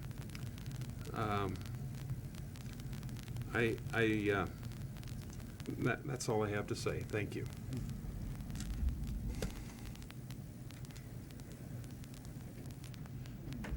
Mr. Riker, I appreciate those words, and I grew up in a rural area of North Dakota. The Homestead Act was the government's way of incentivizing. The railroads were created by incentivization. My father got a degree from World War II because the government paid for his education. We're always going to have incentives, and I know how you feel because I grew up in a family that you work and you get what you work for. But I can tell you, part of the reason North Platte is really struggling is that we do need housing for the health of our community. And we really need that additional incentivization because it's across the nation. Housing is an issue. It's just not local to North Platte. When I came here back in the late 1980s, I was going to stay here for 1 year and go back to North Dakota, but I like this community so much. We were the 4th largest community when I moved here. We're now number 8 or number 10. We're not keeping our young people here. We're not expanding our programs at the college or places to attract them. Andrew is right. If somebody goes away to college, like my daughter went to Omaha for her nursing degree, she's not going to come back. A house there would have been, it's $30,000 cheaper. It's $30,000 cheaper in Ogallala. Our nurses are struggling with just maintaining and having a home to keep their young people in and create an environment where it's healthy for them. The statistics, we're number 75 out of 77 counties and lowest in the health rankings. That's why people are leaving. They're missing the hope of a community.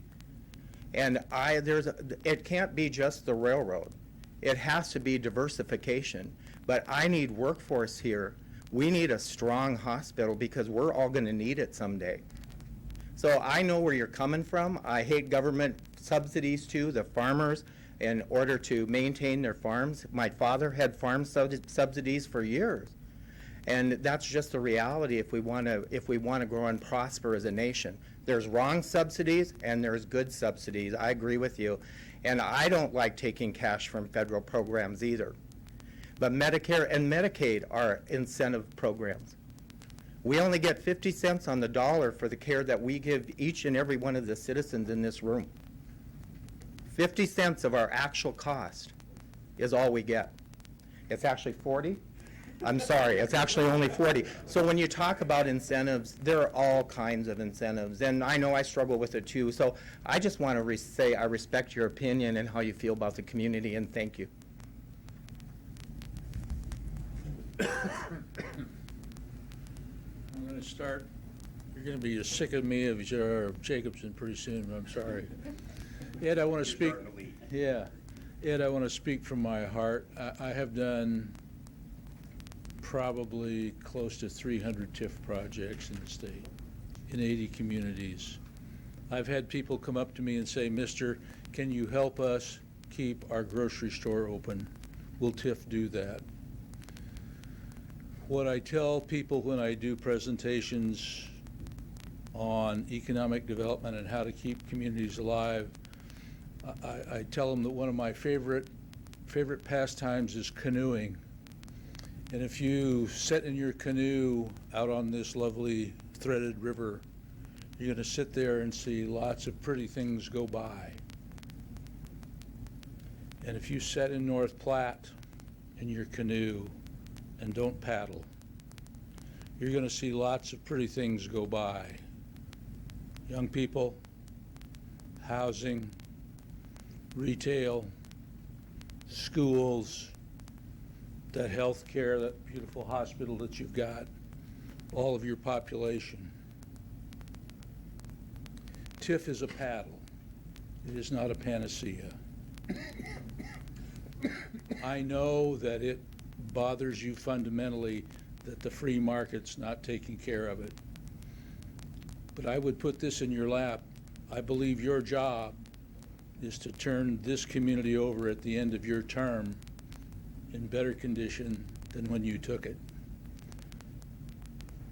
And you need to use all the paddles that you have. And somebody in the back's going to get wet, and you're going to run up on a tree stump, and you may roll over, and you may have people upset at you. And this is Bacon speaking, not for the CRA. But you need to do something, because sitting here in your canoe and not paddling, you're going to lose stuff. You've already lost 900 people. You got to do something different. Doing the same thing and expecting different results, it's not working. And this is a tool. I texted a developer that lives in Omaha that the incentive plan passed in North Platte.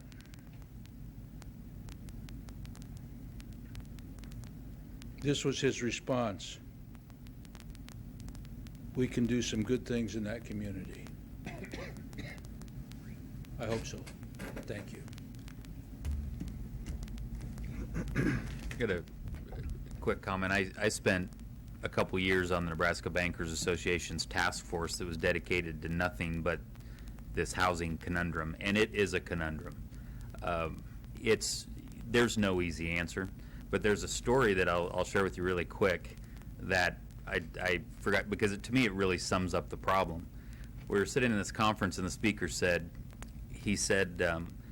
hey, you guys all blame HGTV for this phenomenon. Everybody's flipping on Channel 51, seeing these apartments they can get in Houston, Tennessee, Seattle, what they cost. Well, why can't I have that in North Platte? He said, you're giving HGTV way too much blame. He said, think about where your parents lived after high school, whether that be in the military, college, or their first job. He said, then think about where you lived in college. And we all kind of laughed thinking about the dungeons and the cellars and the ratty apartments and everything we lived in. He said, now I want you to think about where your kids live in college, whether that be the dorms or military base, student housing, whatever. And he said, and you guys are blaming HGTV for this phenomenon. He said, no. He said, we've generationally created an expectation to have nicer housing. And he said, that's what we're dealing with. And so what I think this boils down to, it's an urbanization problem, in my opinion. As we looked at the conundrum deeply, this problem is urbanization that we face, because in Lincoln and Omaha, they can build it cheaper than we can. And they have more people, and there's less risk of filling it when they get done. And so the thing we fight is I have a senior in high school. He's going to go off to college next year, I hope, and he's going to have much higher housing expectations than I had at that point in time. And we have no solution to that problem. Now, I think we're fortunate because TIF is an interesting tool, because we can argue about it all night, and I really do respect the opinion of everybody that talked tonight, because I agree with a lot of it. But this is a solution that, if we're smart about it, costs us nothing.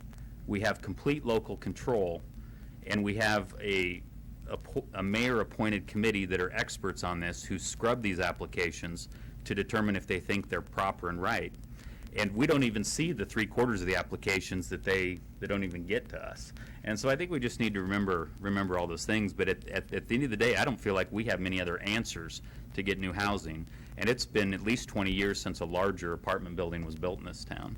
And so I've spent a lot of time wrestling this one since the information came out for the reasons that Ed and some of the people pointed out. But I don't know what else we do. So I lean in favor of it.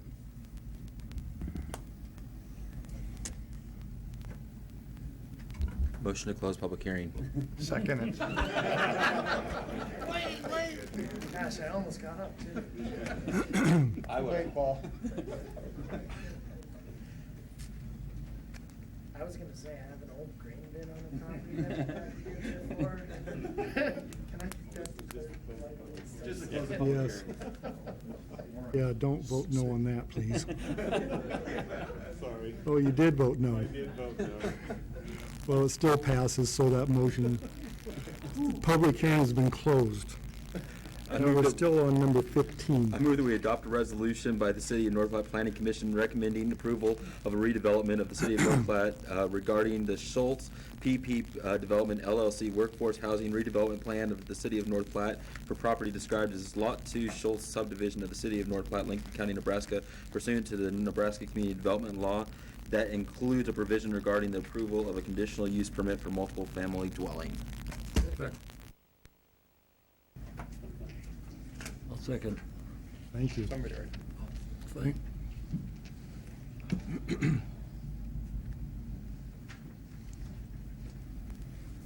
And that motion passes.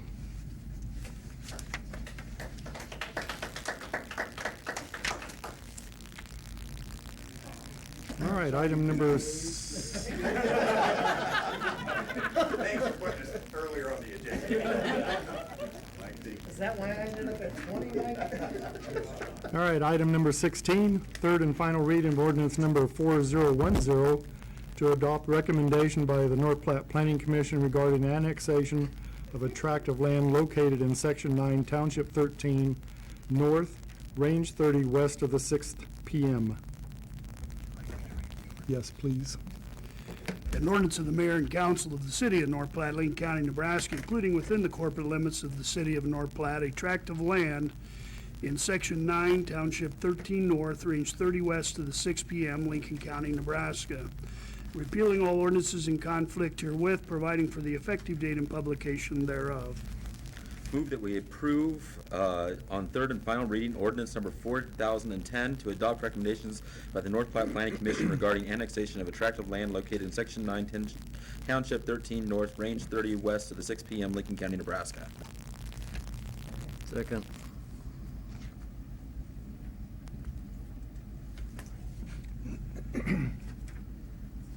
And that motion passes.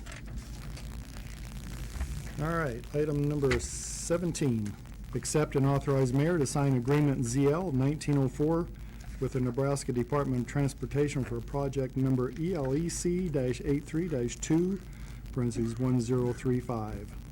Move that we accept and authorize mayor to sign agreement ZL 1904 with Nebraska Department of Transportation for project number ELEC-832 1035. Second.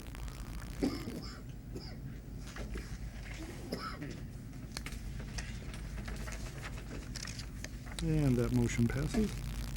Item number 18, approve ordinance number 4011, moving regular North Platte City Council meetings from 7:30 PM to 5:30 PM. Why do we want to do that? Hold on. What was the question? Yes, please. An ordinance of the city of North Platte, Lincoln County, Nebraska, amending section 30.021 of the municipal code of the city relating to the time and place of council meetings and quorums, repealing all ordinances or parts of ordinances in conflict herewith, providing for the effective date and publication thereof. I'd move that we approve ordinance number 4011, moving regular City of North Platte council meetings from 7:30 PM to 5:30 PM. Yes, sir. Why do we want to do that? Well, there's a couple of reasons. One of them right tonight. If we'd have started at 5:30. If we would start this at 5:30, we'd be starved to death. That's why I eat before you come in. Anyway, the important thing is that it provides an opportunity for the people that are department heads and all those that don't need to be going home right after work. They can come here and we can take care of business, and they have the rest of the evening to take wherever that business is. This has been brought to me on several occasions now, and I thought I'd bring it to you for your consideration. It was denied, I don't know, a couple years ago. I don't remember the time frame. Some of the reasons there were, if I remember right, it didn't work so well with someone's schedule. If I remember, I don't remember, but Due to conflicts lately, I mean, how many, we moved up to 5:30 already since I've been on. a few, yes. And as somebody who, you know, I mean, most of the people up here are retired. I think Ed, me, and Ty are probably the only ones still working. And, They follow me around. well, no, I forgot, you're a realtor, you still have a job, my bad. But it would be a little bit, it's easier for me thinking work-wise, so I imagine a lot of people, it's easier if they're like, hey, I get off around 5 o'clock, I can go down there, opposed to having to go home for 2 hours. Then they're like, oh my, I have to get back up and go out to City Hall so I can go to this meeting. It just, I think it streamlines your day a little bit better. I guess when I think about the constituents, and that's who I'm trying to represent. Yes. People get off at 5 o'clock, somewhere between 5 and 5:30. If they've got kids, they gotta go get kids from the daycare or wherever they are. Dad and mom have to fix supper. I think that the 7:30 may be an inconvenience to some of us, but I think when I think about the people that I represent, I think it gives them a better opportunity to participate in local government. And I think that's important. I understand the concern about the department heads, but I think it's important that we represent the people that voted us into office. And so I strongly suggest that we retain our 7:30 meetings, and these marathons don't happen very often, and thankfully, but I'd request that we retain a 7:30 meeting. Okay. I respectfully disagree with you, Ed, to a certain point where I think if it's an important issue, our constituents will find a way to get here. Secondly, I think it's important that, I think Andrew just said it, and I'll say it this way, people get home and get settled, they don't want to have to, 2 hours later, get back up on their feet and break whatever they're doing and to come over here. I think a continuation of your workday into this and get everything solved earlier would be a lot fresher on people's minds also. I must be working the wrong thing then, because 7:30 is much better for me. Jim, that's why we're taking a vote. You know, no matter what time we set these meetings, it'd be more convenient for some, less convenient for others. Fact is, most people in this community never show up for a council meeting anyway, unless they're really angry about something or unless they really want to promote something, like tonight. So I don't think it makes a whole lot of difference, and it's more convenient for the staff, some of the department heads, and I think it's a good idea to change it. Just a quick question. Does this council have the ability to pass this tonight, or is this something that requires multiple readings to pass?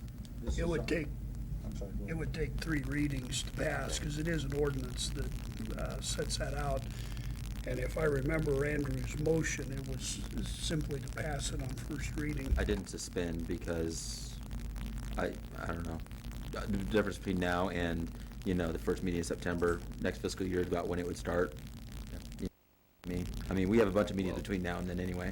And I like that idea because that gives us then, in essence, at least a couple meetings to garner feedback from the public on this issue. I will tell you, from the short time I've been on the council, I've been very impressed with the staff's commitment to coming to these meetings, and so I also I agree with what Mr. Carmen said. If people, or if it's important to them, they'll be here, and so I like the idea of moving it. But this would give us, in essence, at least a couple meetings or multiple meetings to garner public feedback. Then, right? 3 meetings, okay. So what are we voting on? Are we we voting on the first reading? Waiting for first reading? No, just the first reading. Approve it on first reading.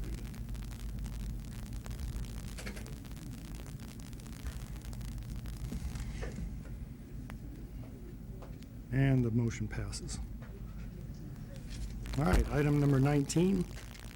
Consider action on recommendation by CDS Inspections and Beyond for approval of one owner-occupied rehab project for a resident of the city of North Platte totaling $25,000 in CDBG funds as part of the 16-HO-33066 program. Move that we accept the recommendation by CDS Inspections and Beyond for approval of one owner-occupied rehab project for a resident of the city of North Platte totaling $25,000 in CDBG funds as part of the 16-HO-33066 program. Just a good quick question. And this is not specific to this, but is it feasible for, I don't know that we need address, but for the ward to be included? I've been curious on the dispersity of the funds across town and where they're located, and maybe with housing rules, we're not able to do that, but I was just curious whether locale or ward or something could be designated so we had an idea if the money was being used throughout the entire community. I don't have a problem doing that for you. I was just really hesitant to give actual addresses. Sure, I understand. So I think we can split it up in ward. and Would it kinda be let you hard know. just to add wards to your information I on think that? we can do that. Would you guys see value in that? I don't want her to do extra work. I'd be interested. Okay. Okay. Thank you. That's all I have. That was too easy. Yeah.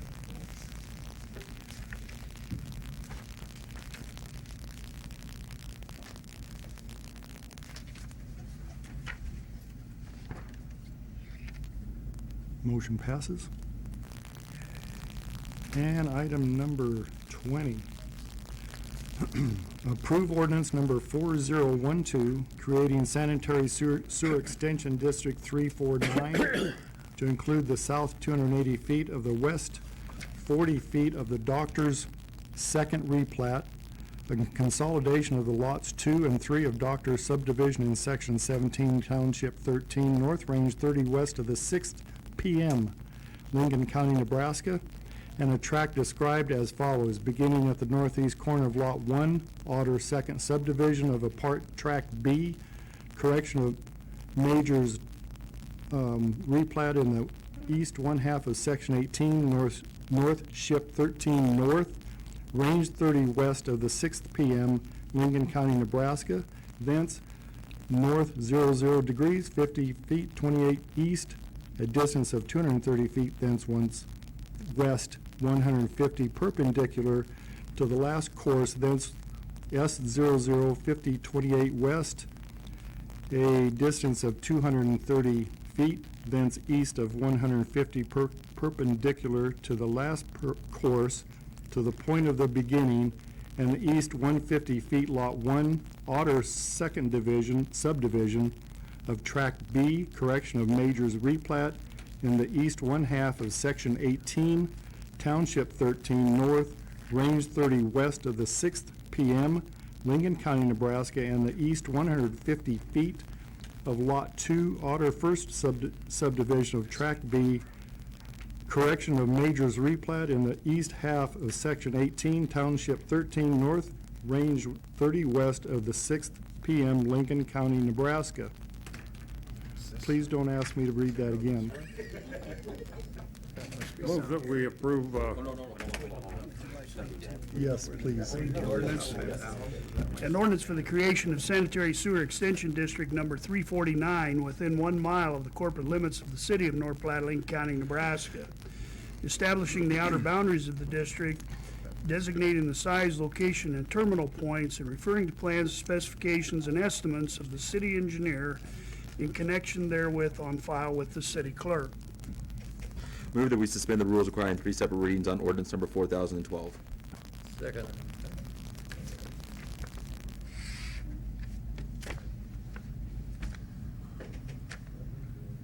And that motion passes as well. Item number 21, claims. Nope, we gotta do 20. Oh, sorry, lost my head.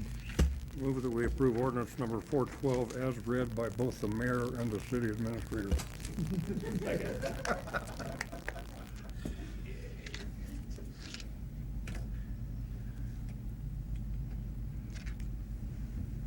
And that motion passes. Now, item number 21, claims. So do we pay the claims? Second. Jesus, we don't have another one of those. Paul, you could have made a couple more batches of beer before you came here. Motion to adjourn? There is a, Thank Don't you. you dare, Paul. Don't you dare. thank you, everyone. You guys, Was get- you was guys there